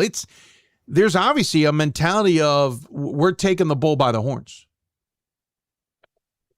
Yeah, I think our players, they're a super competitive group. Lane Nat, Soph, Hal, and Carr have started for us a majority of this season, but then it's our next, it's our next 12, 13 too, right? That every day in practice, they're going against 6 in practice. They're in a disadvantaged situation and they're having to respond, right? They're failing and failing and failing again and understanding that it's okay. And there's going to be the next drill. They're competing against each other every day to see who wins the most. And that starts, I think, with just the mindset that our returners came back with. That Stout was really hard. They were an outstanding program. Coach has done an unbelievable job there, and just a super competitive environment. And that one hurt, to go there first round and lose like we did to end the season. That hurt, and I think our players they did come back with a chip, understanding that, hey, we're in one of the best. We're in one of the best regions for Division III basketball in the Midwest, and if we're going to start throwing punches at that level ever, right? It's we got to start trying to, and it's going to take physically and mentally just a different approach and an execution level. And they've been a fun group to coach. Quick question: did you know you were playing Stout to start this year before or after you played them in the tournament? Yeah, before. Okay, yeah, that's what I thought. We're always kind of pretty ahead scheduling, so. Yeah, exactly. That's what I knew. It was an event though at Eau Claire, so I wasn't sure if that was truly set or not. If it came afterward, then it's outstanding. Quick thing about your team. First off, because of your scoring margins, you are playing pretty much everybody in the vast majority of the game. So a lot of people are getting experience. You do have the all-name list in terms of let's give your PA announcer and broadcasters a workout. Lainey Havlovitz is your leading scorer. Natalie Rowolf, I think is how you say that, is Rowolf. Oh, I had a 50-50 and I went with Row. I had Row in my head till I second. Darn it. Sophia Sleeve, Haley Van Horn, Carson Nelson, then the other Havlovitz. I cannot get that one out smoothly. Callie. Callie's the only one who's not in double figures, and I only mentioned her because it's sisters. I had to. Yep. But this is, again, I just talked about a bunch of players who are so key, and we go past that, and Bester and Johannes and Sears, they've all played 15-plus games. There's 7, 8, maybe 10 more who've played a significant amount. Everybody's contributing. Yeah, this is a group that they work so hard on a daily basis for us, and they do a great job of holding each other accountable and holding each other to a high standard. And that was set by the classes that came before this group, of course. And they're responding really, really well. Nothing's perfect ever for any team or any season, and we've faced a ton of adversity, both on the road wise, just with our schedule, but also with other things that life brings, right? And competing brings, and our players they've done a great job of continuing to punch back. And so we hope, there's still a month and a half of regular season left. We hope that continues. Quickly, 2 quick questions for you. First off, Knox is ahead. You'll play them at home before then going on the road against Lake Forest, who is a repeat of conference play. This is, as you mentioned earlier, this is the flip point. What are you expecting from Knox? And then how do you see the second half kind of playing out? Yeah, Coach Carpenter has done a great job in her transition at Knox this year. They've returned almost everybody from last year's roster. So they have the leading scorer in the conference, who will be Bree Medina, who will be just a load to guard. They have Kylie Callahan back as well, is also just an outstanding, really talented guard. So they'll push the pace. They'll press us the whole game. They'll push the pace offensively. They shoot a ton of free throws. And so, hopefully we stay disciplined on the defensive end, contest all shots and limit any second chance opportunity just with boarding. And offensively, if we can move the basketball side to side, right, and try to wear them out, hopefully cutting wise and getting great looks wise, it should be a really competitive game. Historically, these are some of the best games that our team has had competition wise within our league. So it's, we've got a lot of history there with Knox. Curious, we talked about the consistency of this team, and we talked about how well it's been the last handful of years. But the beginning of January was the first time the program entered the top 25 in 2 decades. And I know from talking to you pregame or pre-show, the top 25 is for us, right? We're all enjoying it. It's not a big deal for all of you. But to some degree, it's got to be somewhat of a big deal. Again, first time in more than 2 decades, this is putting this program a little bit more on the map, as it were. Yeah, I'm sure it is a big deal, Dave. It's hard I think it's tough. We think what we're doing is big when we're not ranked. So it definitely should be the same, I guess, the opposite way. It's, what I hope is that, our players earn sureness and confidence just from what they're doing every single day, and how they prepare and how they kind of fight every single day to see who we can beat together. We know our time is really, really short. Every team's season is, in the grand scheme of things, really, really short, and it's never the same. No team is ever the same. And so hopefully together we still have a lot we can figure out and who we can be. And in the end, we're really just glad we did it together. And so I don't mean to sound like an idiot or throw a bunch of coach speak at you either.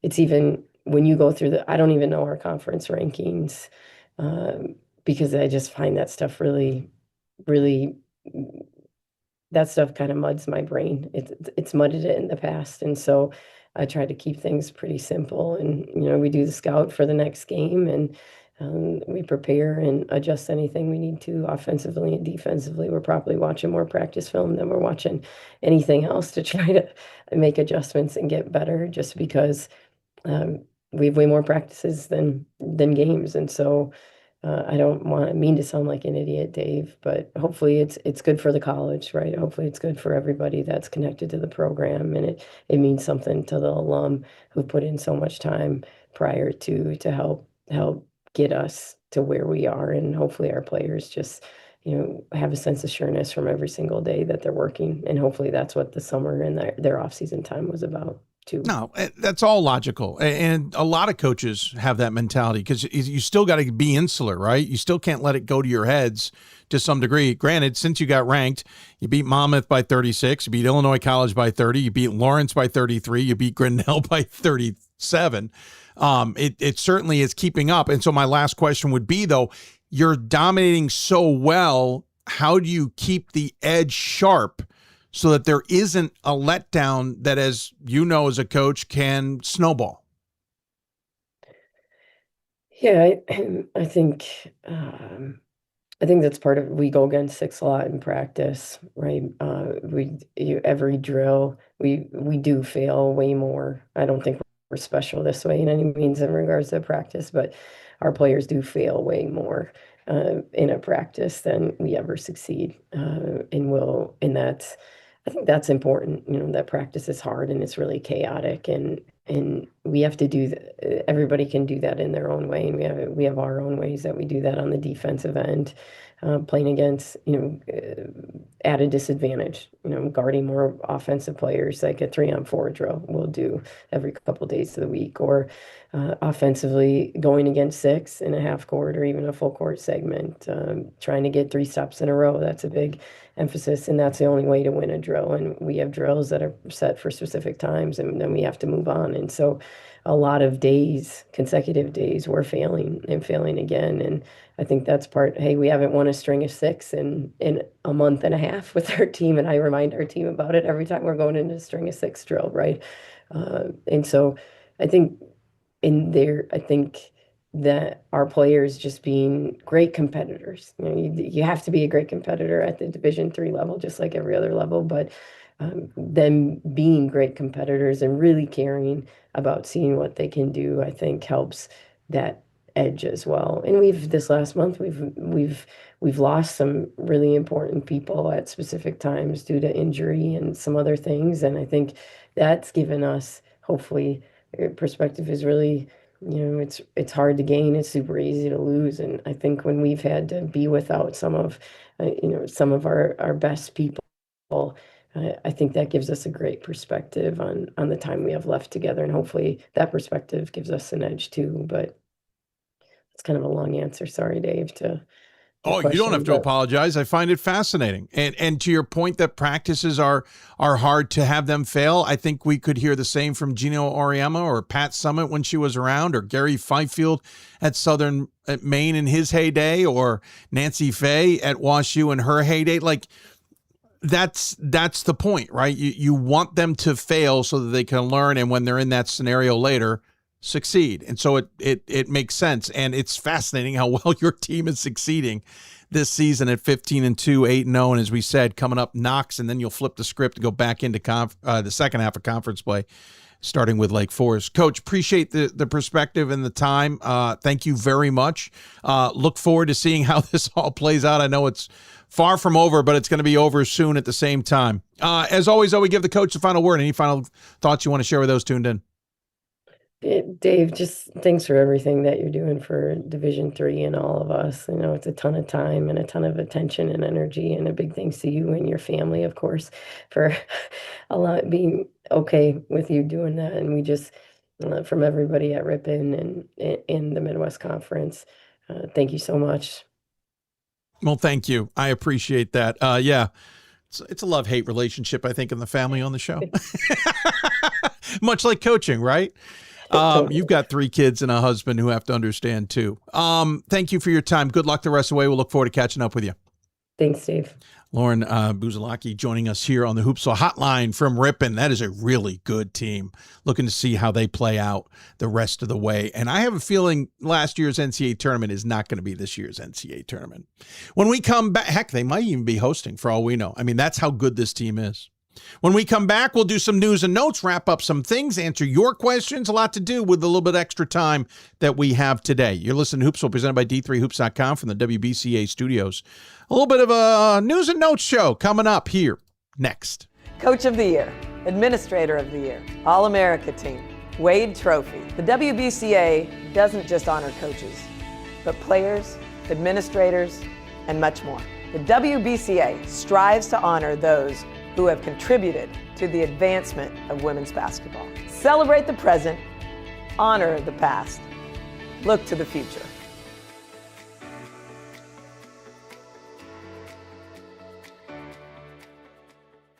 For the love of the game, but for those of us who are Division III student athletes, it's more than that, a lot more. Sure, the game is important, but as we work so hard to build both mind and body, it's more about team. That is why NCAA Division III teamed up with Special Olympics, and in giving the gift of sport to those for whom it seemed an impossible dream, we are working to make this a better world. Help us keep that dream alive. You can make a difference.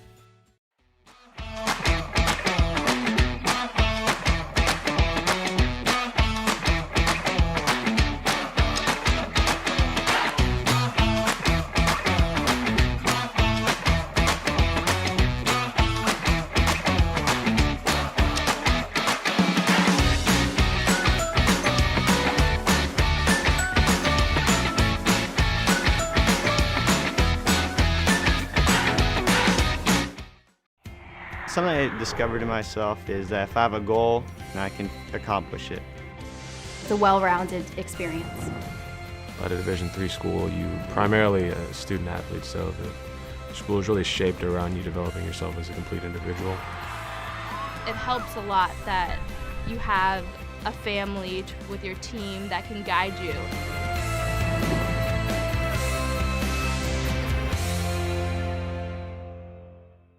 The National Association of Basketball Coaches is the nation's premier professional development and advocacy organization for basketball coaches at every level. The NABC strives to serve as the voice for coaches on national issues while advancing the core value of leadership, service, advocacy, education, and inclusion. To learn more about the NABC and to become a member, visit NABC.com and follow the NABC on social media at NABC 1927. That's NABC.com or NABC 1927 on social media.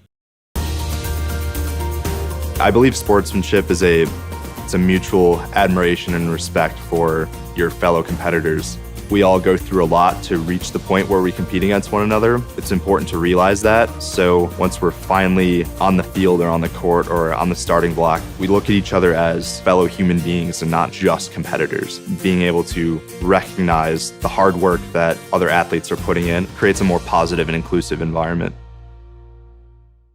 We've got more schools than Division I, more fans than Division II, and more upsets than March Madness. There's nearly 850 programs with over 11,000 games leading to 2 national championships. And we've been covering it all for over 2 decades. From Eastern to Occidental, from Puget Sound to Piedmont, from Southwestern to the University of New England, and from Hope to Calvin.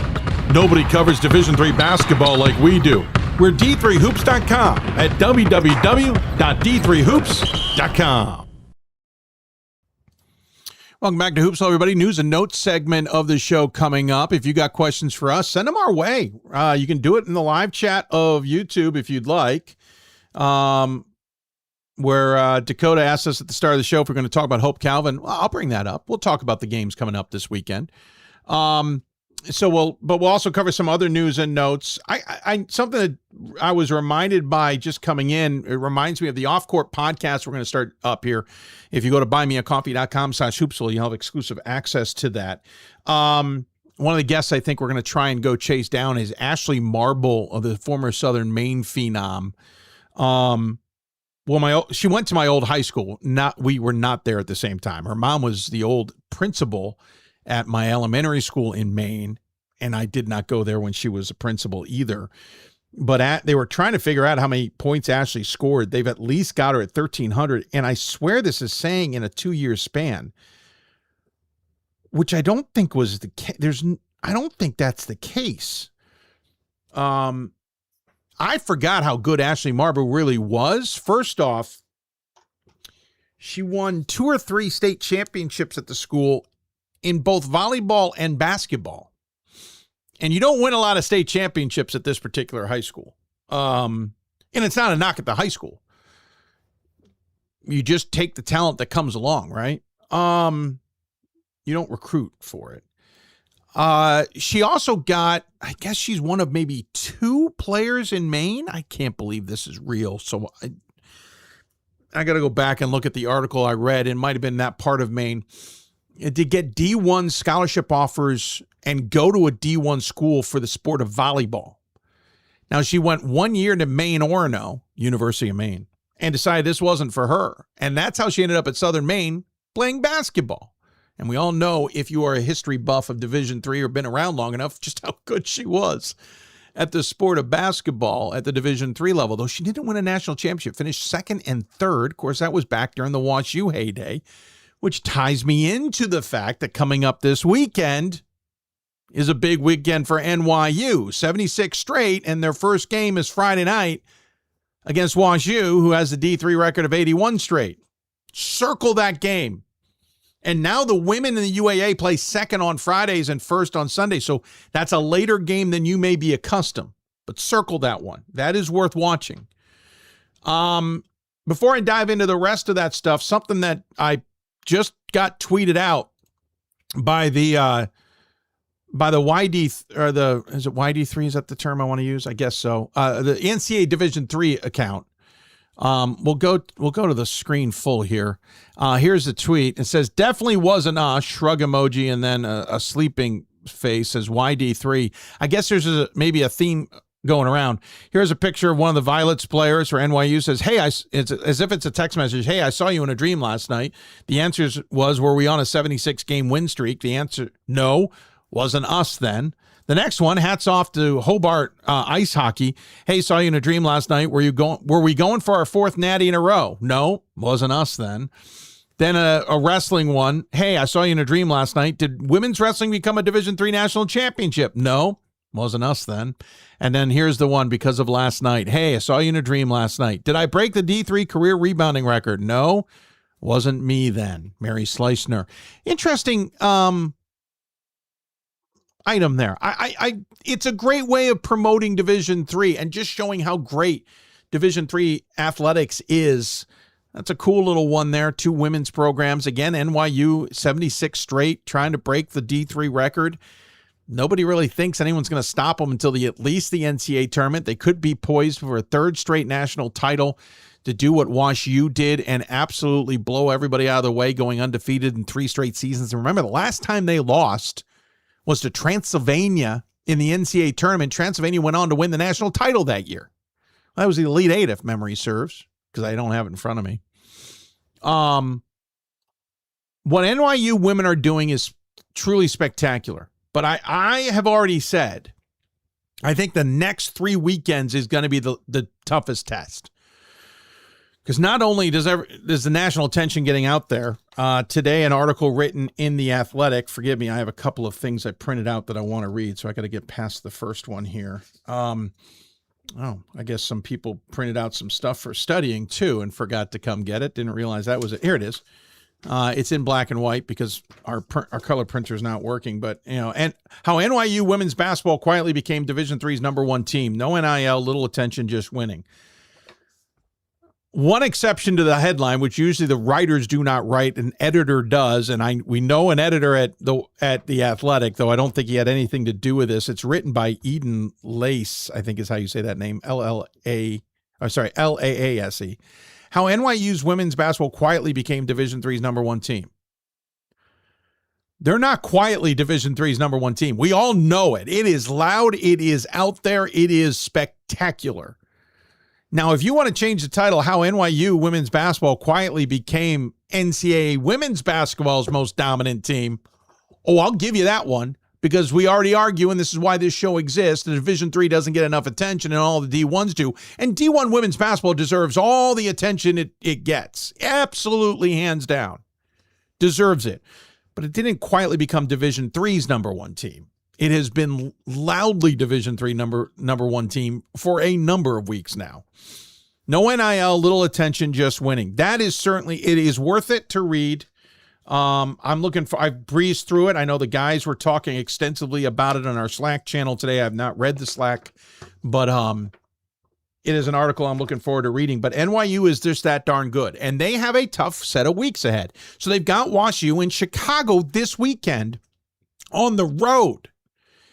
WashU and Chicago are no slouches. It's not like we're talking about a program that there are 2 programs that they can easily just roll right on over. There's no way anyone should take that lightly. You look at the standings in the UAA right now. WashU is 11-3, 2-1 in conference play, and Chicago's 10-3, 2-1 in conference play.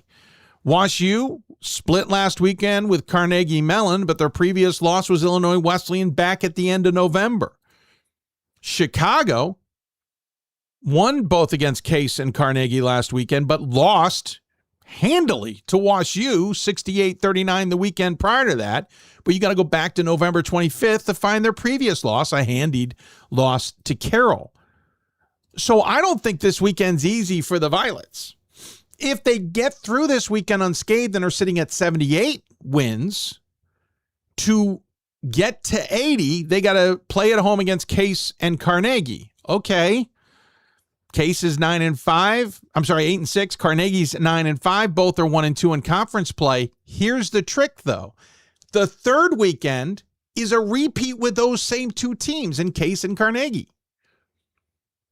So you either got to get past WashU and Chicago this weekend unscathed and then somehow go 4-0 against two teams who will see you on back-to-back weekends, the first at NYU, the second in Pittsburgh and Cleveland.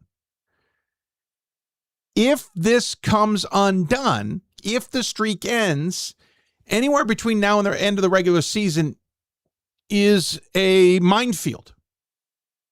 WashU Chicago, Case Carnegie, Rochester Emory, who they just did beat Rochester by 21, Emory by nearly 30.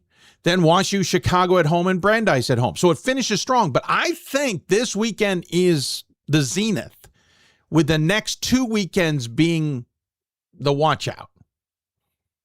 Like this weekend is a flag. And then the next 2 weekends are don't forget. It's like that frost heave in New England that's not marked, and you're driving along and suddenly your front end is going through the hood. I'm being extreme there, but it feels that way because suddenly your 2 front tires are slammed into the top of the car. It could come out of nowhere. So that's part of this weekend coming up. Hope Calvin is also this weekend. Let's dive into that one. Sorry, I'm going into the wrong region. There we go. I should just do it a different way, but I'm doing it this way for now. Here we go. Calvin men, 12-4 overall, 4-1 in conference play. Lost by 20, as we mentioned at the start of the show, to Trine. That's the only bad thing for Hope this weekend. If Calvin was coming in having beaten Trine, which is now a game behind, or is tied with Calvin, a game behind Hope in the conference standings. 3-way tie, Calvin, Trine, Olivet. Forgive me. Phone is ringing. If Calvin had gotten past Trine, I think Hope's got a chance there to knock him off. Now, granted, Hope is not hiding from Calvin. They're undefeated in conference play. But I just think Calvin's riding with some confidence, right? But the win over Trine means they reset, and now Hope becomes a larger target. Now, that game is at Hope at the DeVos Center, so it's not at Calvin. So you're going to be in a bit of a hostile environment, as we all know, with the Hope-Calvin rivalry. But interesting enough, they've got Trine, Hope, then Olivet. So this trio of games for Calvin is kind of important. On the women's side, they're playing at the Hope-Calvin game. Thankfully, I got so frustrated that these games do not play at the same time on the schedule, and it didn't back on January 3rd, for the record. Women were at Hope. Calvin women were at Hope on the 3rd, but the men did not play. The men will have the finale of the regular season as Hope Calvin. Come on, MIAA. I know you have a discrepancy in men's and women's games in terms of you have more women's teams, but Hope Calvin needs to happen as a doubleheader every single time. There just has to be doubleheaders. I mean, there's other conferences that have figured this out. Anyway, Hope Calvin this weekend as well. I'm sorry. Did I say? Let me check something. Actually, I'm back to getting angry at the MIAA. Men's games at Hope, women's games at Calvin. I can understand the argument of having one at each, but for Hope Calvin fans, they like both. Have them both at Hope, have them both at Calvin. Oh, come on already. I know Jeff Phoebus and Alan Babbitt are probably shaking their heads in agreement with me. I'm not looking for any, I'm not going to take any bad heat from the schools. Come on, MIA. Let's do better with the scheduling. If you have to pick one or two rivals that always happen, and so the odd women's team out doesn't play, so be it, right? Am I right on this? Am I losing my mind? I'm sorry, my brain's just fried. Yeah, I'm right. Yeah.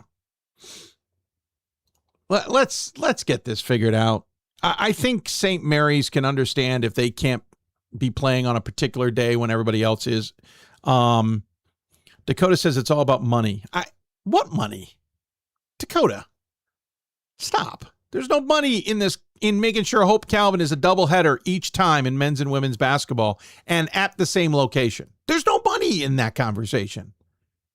If you're going to say that, the old day where one of them went to the Civic Center in Grand Rapids and had the huge audience, you're telling me we can't still make that a doubleheader? Or at least play them on back-to-back days to make that a bigger event? I don't see how money's making a decision in that. This is about the fact that you have St. Mary's women's in there. They do it so both schools make good profit. The issue is that nobody ends up going to the women's game. I've seen good crowds at the women's games, Dakota. I've seen very good crowds at the women's games, and you can still do a profit. If you need to, do a split session or do a mutual session. I don't care how you do it, but you can do it. If you do split session, do a game at, let's argue, 5, then do a game at 8 and have everybody leave and come back in. This is doable. And nobody's going to women's games. Isn't Hope leading the nation in attendance? I don't agree with that status at all. But I'm going to get to the point of, this is also about rivalries. Hope Calvin's one of the best rivalries in Division III. Splitting them at opposite sites. Let's see. The women's game is going to be at 3. The men's game is going to be at 7. So you're already splitting the time. Put them at the same site.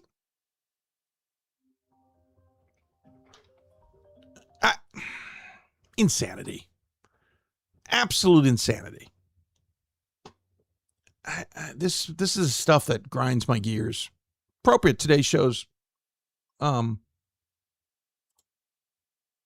on. Appropriate today's show is called Season Grind, because we're grinding my gears. I'm just gonna rant. I know we got games coming up on Friday, but I'm just gonna pick Saturday from the schedule.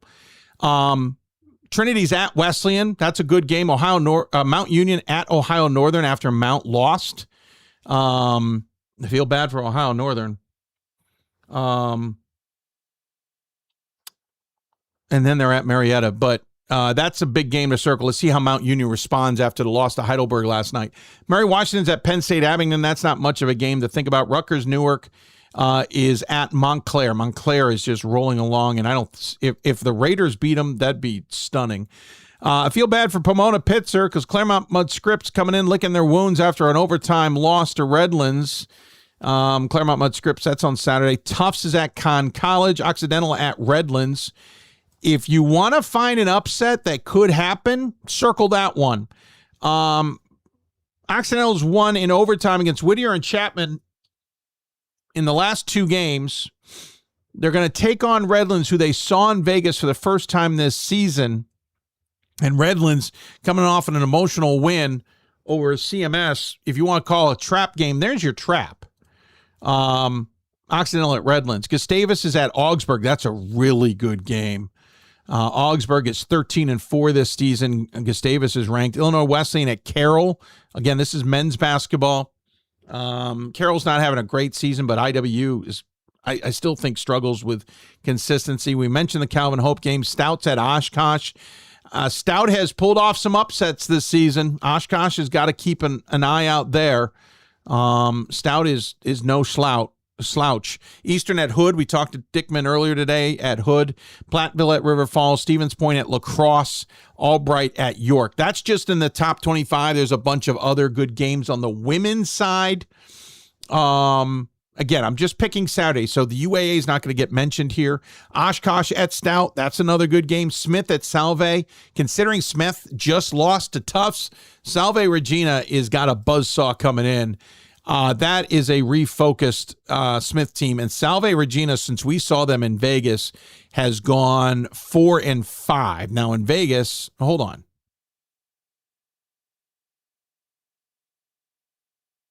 What the world? Oh, I'm looking at the wrong. I'm sorry. Counting Vegas. I misread the schedule. Counting Vegas. They have gone 2-5 in their last 7. So they're just not handling things well, and Smith's going to be pissed. Muhlenberg goes to Hopkins. Muhlenberg's not having a very good season this year. Though they're 8-8, 3-3 in conference play, they have rallied, but they are struggling. Ron Roan, I love you, man, but They're going to play a really tough Hopkins team there. Bowdoin Colby, circle that one in women's basketball. That should be a good game. It was a good game the first time around. Colby just lost to Bates by 5. Last time these two teams played, Colby lost by 11. I don't think it'll be an 11-point game. Denison, Ohio Wesleyan, big circle on this one. 8 at 10, 1 p.m. on Saturday. Denison still undefeated. Ohio Wesleyan is 15-1. Their lone losses to Calvin. These two have not played each other. This is the game of the day, at least early on Saturday. That is a huge top 10 game. Hopes at Calvin, as we mentioned, Whitewater, Eau Claire. That should be a pretty good game. Whitewater in the rankings. Eau Claire's having a good season, though they're 1-5 in conference play. 5 of their 6 losses are in conference. It's kind of wild. John Carroll at Wittenberg. Wittenberg just took a shellacking from Denison after having a lead at halftime. Illinois Wesleyan Carroll should be a good game on the women's side. That's another one to circle, 3 p.m. Eastern. Bates at St. Joseph's, Maine is an interesting one, only because St. Joseph's, Maine, I think they're not playing well, but Bates could overlook that one easily. Muskegon's at Baldwin Wallace, River Falls at Platteville, Randolph at Shenandoah, Knox at Ripon. That's a good game. Knox seems to be a good team. If Ripon's going to trip up and not win a game by 30, it's probably Knox. Concordia at Bethel and Olivet at Trine. So there you go. Back to Dakota. He said last year when the men were at Hope and the women were at Calvin, there were a lot less people there. Oh, okay. There's always a lot of people at women's games, but with snow on Saturday, it's going to be a tough drive from Grand Rapids to Holland. I thought you all could handle snow. I'm from Chicago, New England. You can handle snow. The game is on. Get to the game. I will say this. I still think they have to be at the same site. Rivalry games need to be at the same site in Division III, in my opinion. If you have to split the session, split the session. Just my 2 cents. Other news and notes. We talked about the article. Obviously, again, I mentioned this at the start of the show. We've talked to the both national committee chairs. That interview will come out later today, but it's going to be for Hoopsville members at buymeacoffee.com/Hoopsville. They'll have early access to that interview. Public will get access to it eventually, but if you want to get access to it now, and especially over the weekend, you got to be a Hoopsville member. Hoopsville membership is the only ones who can get that. Buymeacoffee.com/Hoopsville to watch that show. Become a Hoopsville member. Again, if you're buying me a cup of coffee, like that's your option, 1, 2, 3, 4, or 5 cups, then that's a donation. Go down to the membership. That's where it's a price point per month. Role player or higher, you'll have access to that interview. Buymeacoffee.com/Hoopsville. Did I mention buymeacoffee.com/Hoopsville? I should mention buymeacoffee.com/Hoopsville. I don't have Hope and Calvin jerseys. So another reason to get me jerseys, I'd love to, like on the door, I would have put Hope and Calvin. Some of these rivalries, we can put some stuff up. I've said early in the season, I haven't gotten to it, and that's my fault. Maybe the snow this weekend will give me an excuse. I want to put more jerseys up, and I've got a way to do it. We were going to do something really cool. I got all these t-shirts, people, again, thinking I could fit into a large. From over the years, I was going to take these t-shirts, put them into these kind of canvas boxes for, let's say 6 by 6 inches, and then ring the top of the studio with those. Problem, when we went to do it just on a test, random t-shirts that we were going to start using, none of the logo or the stuff that we had in the middle fit into that box, and we have to have it fit above the door there. So that plan is abandoned. We could go larger, but then this door area doesn't get any. Granted, the basketballs are great, but anyway, we've abandoned that. I needed to keep space up here. I'm pointing, for those who listen to the podcast, I'm pointing to my studio. I needed to keep space in this area. I was never a meteorologist either, by the way. So we could do that. Well, since that plan is abandoned, we're going to move the hangers up to the top of the ceiling, and that will allow us, I hope, and we're going to bring them tighter. Hopefully will give us another row along the wall to put up some uniforms. So if you want to send us a uniform, if you want to send us swag, contact me. I've got a whole blurb ready to go for anybody who wants to do it. Happy to send it your way. Some caveats, some extra stuff, etc. By the way, we also have an Amazon wish list. I don't put it on here because it's hard. Maybe I'll put a QR code. There's an idea. If you think that'll be helpful, I'll put the QR code up. We'll add another QR code to this broadcast. Do we need more QR codes? I don't know. But we'll put a QR code on there for the Amazon wish list so you can go there. Just some equipment upgrades and stuff like that to the show. Your contributions, donations, and assistance help us tremendously. I'm trying to think if there was anything else. Winter storm. So we really haven't dove in on this. We talked a little bit about it, but the winter storm is going to be a big deal. It is affecting everybody from Texas up into New England in some capacity. There's going to be ice and snow in the south. There's going to be snow and maybe some ice in my region, and all snow north of us and northeast of us. Now, this storm looks like it's going to come off, hit the coast, turn into a nor'easter, and then go up the coast. Originally, it was just going to go off the coast. No, the nor'easter part is adding all kinds of dynamics to this. Games are already moving. For example, the ODACs moved games from Saturday to Friday. I know games in other conferences have been shifted to earlier to get them in time. It's going to have a long-range effect because, as we were talking with New Paltz, if that storm hits and they can't get up to Oswego on Tuesday, now that game gets pushed, and those types of games get pushed. A lot of New England can handle this, but if you get 2 feet of snow, it's still 2 feet of snow, and it's going to be cold. There's no melt on this other side of this storm for a lot of us. In this deep south, if they get a couple inches of ice, that is going to have devastation in terms of power. So that's going to affect things. So there's going to be a large chunk of games in this region that is going to get impacted, and whether they're postponed today, whether they're played early, whether they have to be postponed to later in the season, that's going to impact the season. Add in, I'm hearing word, and I hate looking out too far, but there could be a second storm after this before the end of the month, which is just after you dig out, you get another one. That's going to have some effect. So watch D3Hoops.com. We will try and stay up to date on all the adjustments. SIDs, I'll plead this now. If you have changes to your schedules and you are a non-Presto school, please go to D3Hoops.com and change the schedule for us. Conference SIDs, if you can do it, that'd be great too. We're only at so many big, and we all have important responsibilities. I am busy all day Saturday, for example, with a completely unrelated gig. I am busy all day tomorrow with two separate, not completely unrelated gig. One is basketball, but it's not in Division III.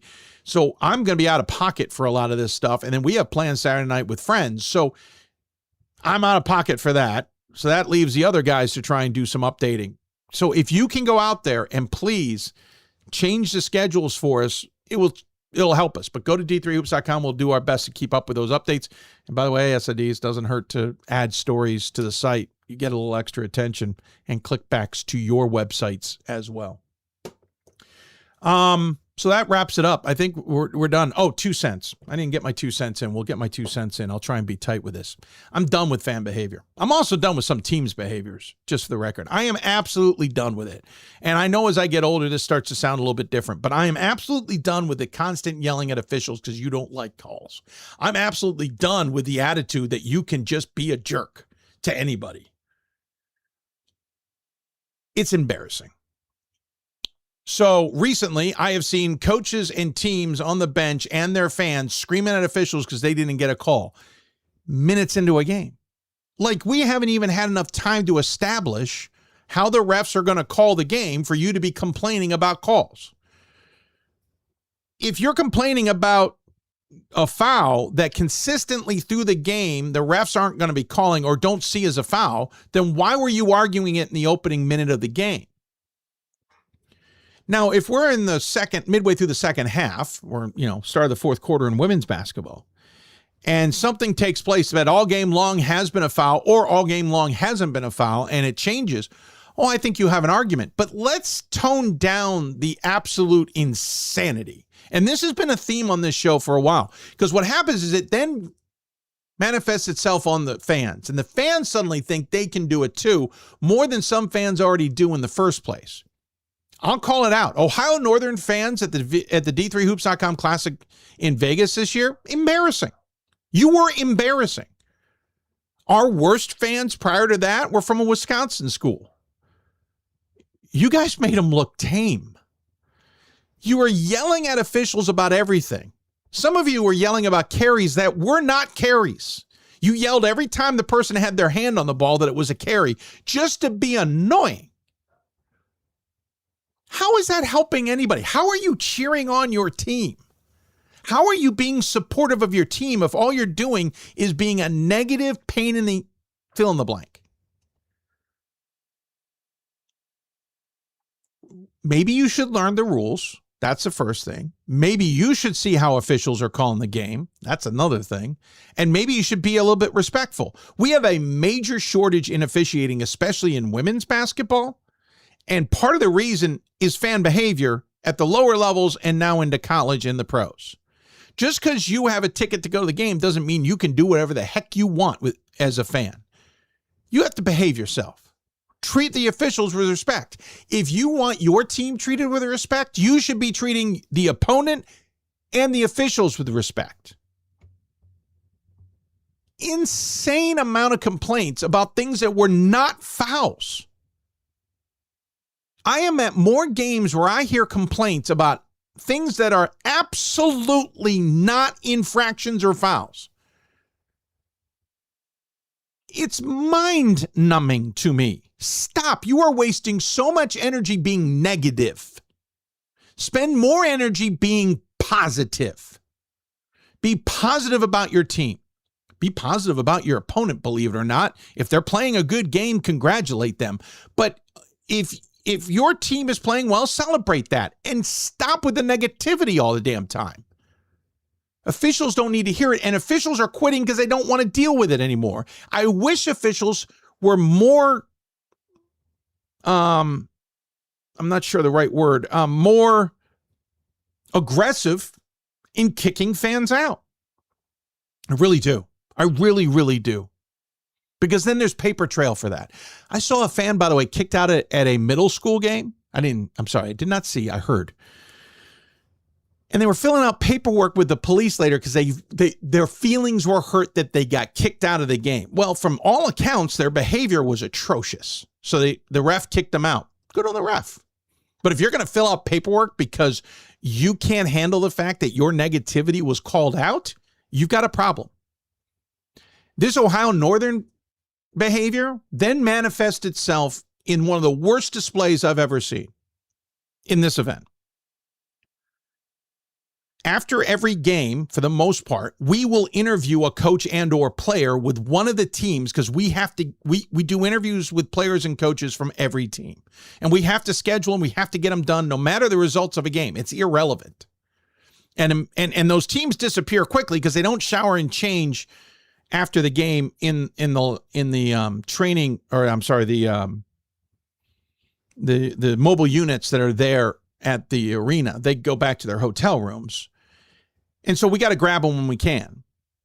And Pat and Gordon grabbed Wesleyan, a player and a coach, to come talk. And we do it right behind our broadcast position. Normally behind us, no fans really sit there. Ohio Northern had decided to make it their section, but more importantly, they stayed. Usually after games, fans leave and they go to the other side of the arena because that's where the teams exit, because that's where the doors are. Not behind us. We're at the furthest away point in the arena. They stayed. Now I'm focused on doing my broadcast or getting the broadcast for the next game set up. I think that game that night was the penultimate game. So I'm focused on getting the next broadcast set because the clock's running. Sometimes we have less than 20 minutes to get the next broadcast set up and on the air. So I'm focused on that. And then all of a sudden I notice there's a lot of arguing happening behind me. So I turn around and I see Pat absolutely losing his mind towards Ohio Northern fans. So I take a moment to look at them, and they're screaming at Pat, I assume Gordon, the Wesleyan coach, and the Wesleyan player. Question that I had immediately. What right do the Ohio Northern fans have to come down to the edge and start screaming at the Wesleyan fans or the coach? It's not your team. You beat them. What are we doing? Why are you there? Why are you interrupting an interview? Now, Pat will tell you he didn't handle it the way he wanted to. I can't speak to him for him, though.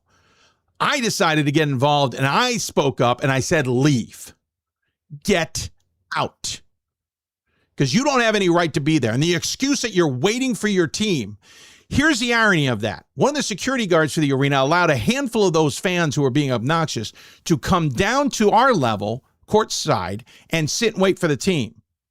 You want to guess which way the team went? The other way. They all had to get up and go meet the team at the top of the arena on the other side of the arena where the teams always go, i.e., you didn't need to be sitting behind there waiting for the team. And maybe you don't know that. Fine. But a lot of fans don't know that, and a lot of fans haven't done that. They have left and gone to the other side of the arena where they entered. Just because you're a fan and you're a fan of a team doesn't give you the right to be negative. Take it out on officials, take it out on opponents, take it out on media, take it out on your fellow fans. It doesn't. And I'm done with it. I'm absolutely done with it. And I want to see NCAA, I want to see Division III, I want to see officials, and I want to see home teams start taking this more aggressively. Kick fans out. Any of them. I don't care who they are. We saw Tom Izzo get pissed off at an alum of his because a ref decided he had heard enough of the alum giving him slack at a game a couple weeks ago. Good on him. Kicked him out. We need more of it. You start kicking out enough fans start to figure it out, and they start shutting up. And I am talking to you as one who one day was mouthing off at a game in Catholic. Now, I didn't swear, but I certainly said some choice words. The way Catholic was set up, I was going after the officials because that was the thing I did. That's the thing we did. I didn't like the fact that the official had given a check to a fundraiser of Catholics before the game. That didn't look so good. And admittedly, it didn't. And I didn't like this ref wasn't that great to begin with. Here's the kicker of this story. The very next game that I was involved with was a few days later at home. I'm the PA announcer now. I'm in a shirt and tie. Who walks in the door? Same official. We used to call him Smiley. First, because his last name was Camera. Second, because he always had a goofy smile on his face. He walks in the door. He looks at me. I look at him. And for the first time, and maybe the only time, he didn't smile. And I realized, oh, even though I'm in a shirt and tie now, he recognizes me. My behavior at the last game, even if I wasn't swearing, but I'm with my buds who maybe were, now reflects on me. Didn't do it again. You can ask anybody. I sat 10, 15 rows further up at Catholic the next time I showed up at that place. Kept my mouth shut. I watched the game. And ever since then, you can ask anybody. I don't do a lot of cheering at games, even when it's my team. First time I went to a Ravens game with my wife after being in the press box for years, she had to elbow me after the Ravens scored a touchdown to let me know I could stand up and cheer. Stop it. The negativity and going after officials, going after players, going after coaches, going after fans is embarrassing. And if you aren't embarrassed by that behavior, you've got a problem. And if you have a problem with me saying it, bring it. I'm done with it. No more. Start acting like adults. Start showing children how you should act responsibly. And stop making excuses. That Ohio Northern group, 2 of the kids apologized for their mother's behavior. They knew it was wrong. She didn't. Now, the rest of the event, we made sure everybody sat on the other side. You still should have known better. That one's been sitting for a while. I hope you enjoyed listening to that. I may have gone off the reservations with it. With that, we wrap up the show. Still did a pretty good length show here today. We will be on the air Monday, barring that we don't lose power here. We don't tend to. I am not joking. The one time we lost power at this place for more than 5 minutes was when they had to replace a transformer down the street. We lost it for 30. The other time we lost power was this summer for 5 minutes, and it was back on. We're on some weird switch where I think we lose power from one direction, we get switched to power from the other direction. It's underground wires in our place, but it's above wire right out on the main street. For whatever reason, we don't lose power. So I'm planning to be on the air at noon Eastern on Monday with a top 25 show for Hoopsville members. live at 8:30. Again, if you want to see that Top 25 show live and have early access to it on the archive, buymeacoffee.com/Hoopsville. If you want to watch the interview we will have with the committee chairs coming out later today, buymeacoffee.com/Hoopsville. That's how you interact with us, and I appreciate all the interactions we have gotten from all of you. It has been fun. It has been a great show. I want to thank Chad Dickman at Hood. I want to thank Jamie Seward at New Paltz, and I want to thank Lauren Busalacchi at Ripon. I want to thank the sports information directors at those institutions as well. I know I'm going to miss some names, but Monica and Matthew and Sam, most especially. We'll start booking our Monday show pretty much right away and get that set up. If you got guest idea, I know somebody sent me a guest idea already. You're welcome to email me, hoopsville@d3sports.com. We have some great interviews already, and some of them have come with ideas from sports information directors, coaches, or fans, and we appreciate your support, your thoughts on those, and we'll take them. We'll be very interested to hear what you think and try and answer your questions. I accidentally closed down Twitter there a second. Let me just call it back up. See if we didn't miss anything. Nope, not yet. So there you go. Thanks for tuning in, everybody. You've been listening to Hoopsville. Thanks to our partners at D3Hoops.com, the Women's Basketball Coaches Association. Again, if you want to send us swag or you want to, I kid you not, I will wear swag under the two rules. First off, I will not wear if your rival or your conference foe is on. So, for example, if I'd been talking to a WIAC school today, I wouldn't have worn Eau Claire, though Lauren didn't love that I was wearing Eau Claire today. I can't help that, to be completely, I can't, my point is I can't avoid it in that scenario. Yes, two Wisconsin schools, but I can't be ducking out of conference stuff. So that's the first rule. The second rule is obviously it's got to fit, right? So, and I'm not going to wear a hat. So it's got to be a pullover or a t-shirt or a sweatshirt or something. Send me a note. I will send you the spiel about jerseys and clothing, etc. Eddie just said, scheduling alert. This will be a good one. Eddie, we already had Chad Dickman on the show, so I hope you enjoy the archive. If you're just tuning in, Eddie, go back about 15, 20 minutes into the show is Chad Dickman's segment. And with that, we'll sign off. Thanks for tuning in, everybody. Enjoy the weather if you are one who enjoys the weather. The rest of you, please stay safe. This is no joke of a storm for many people, especially areas that don't know how to, or not don't know how, but just don't have to handle snow and ice. It's going to be a pretty spectacular storm. You've been listening to Hoopsville, presented by D3Hoops.com, and the Women's Basketball Coaches Association. I want to thank their assistants as well. Thank you to all of you at buymeacoffee.com, especially Dice Canton. We call him Alan Cantor, one of the big Brandeis fans, always front row for games. Alex, thank you for your help most recently. Thanks for tuning in, everybody. Hope you enjoyed. You're listening to Hoopsville, presented by D3 Hoops. We'll see you on Monday.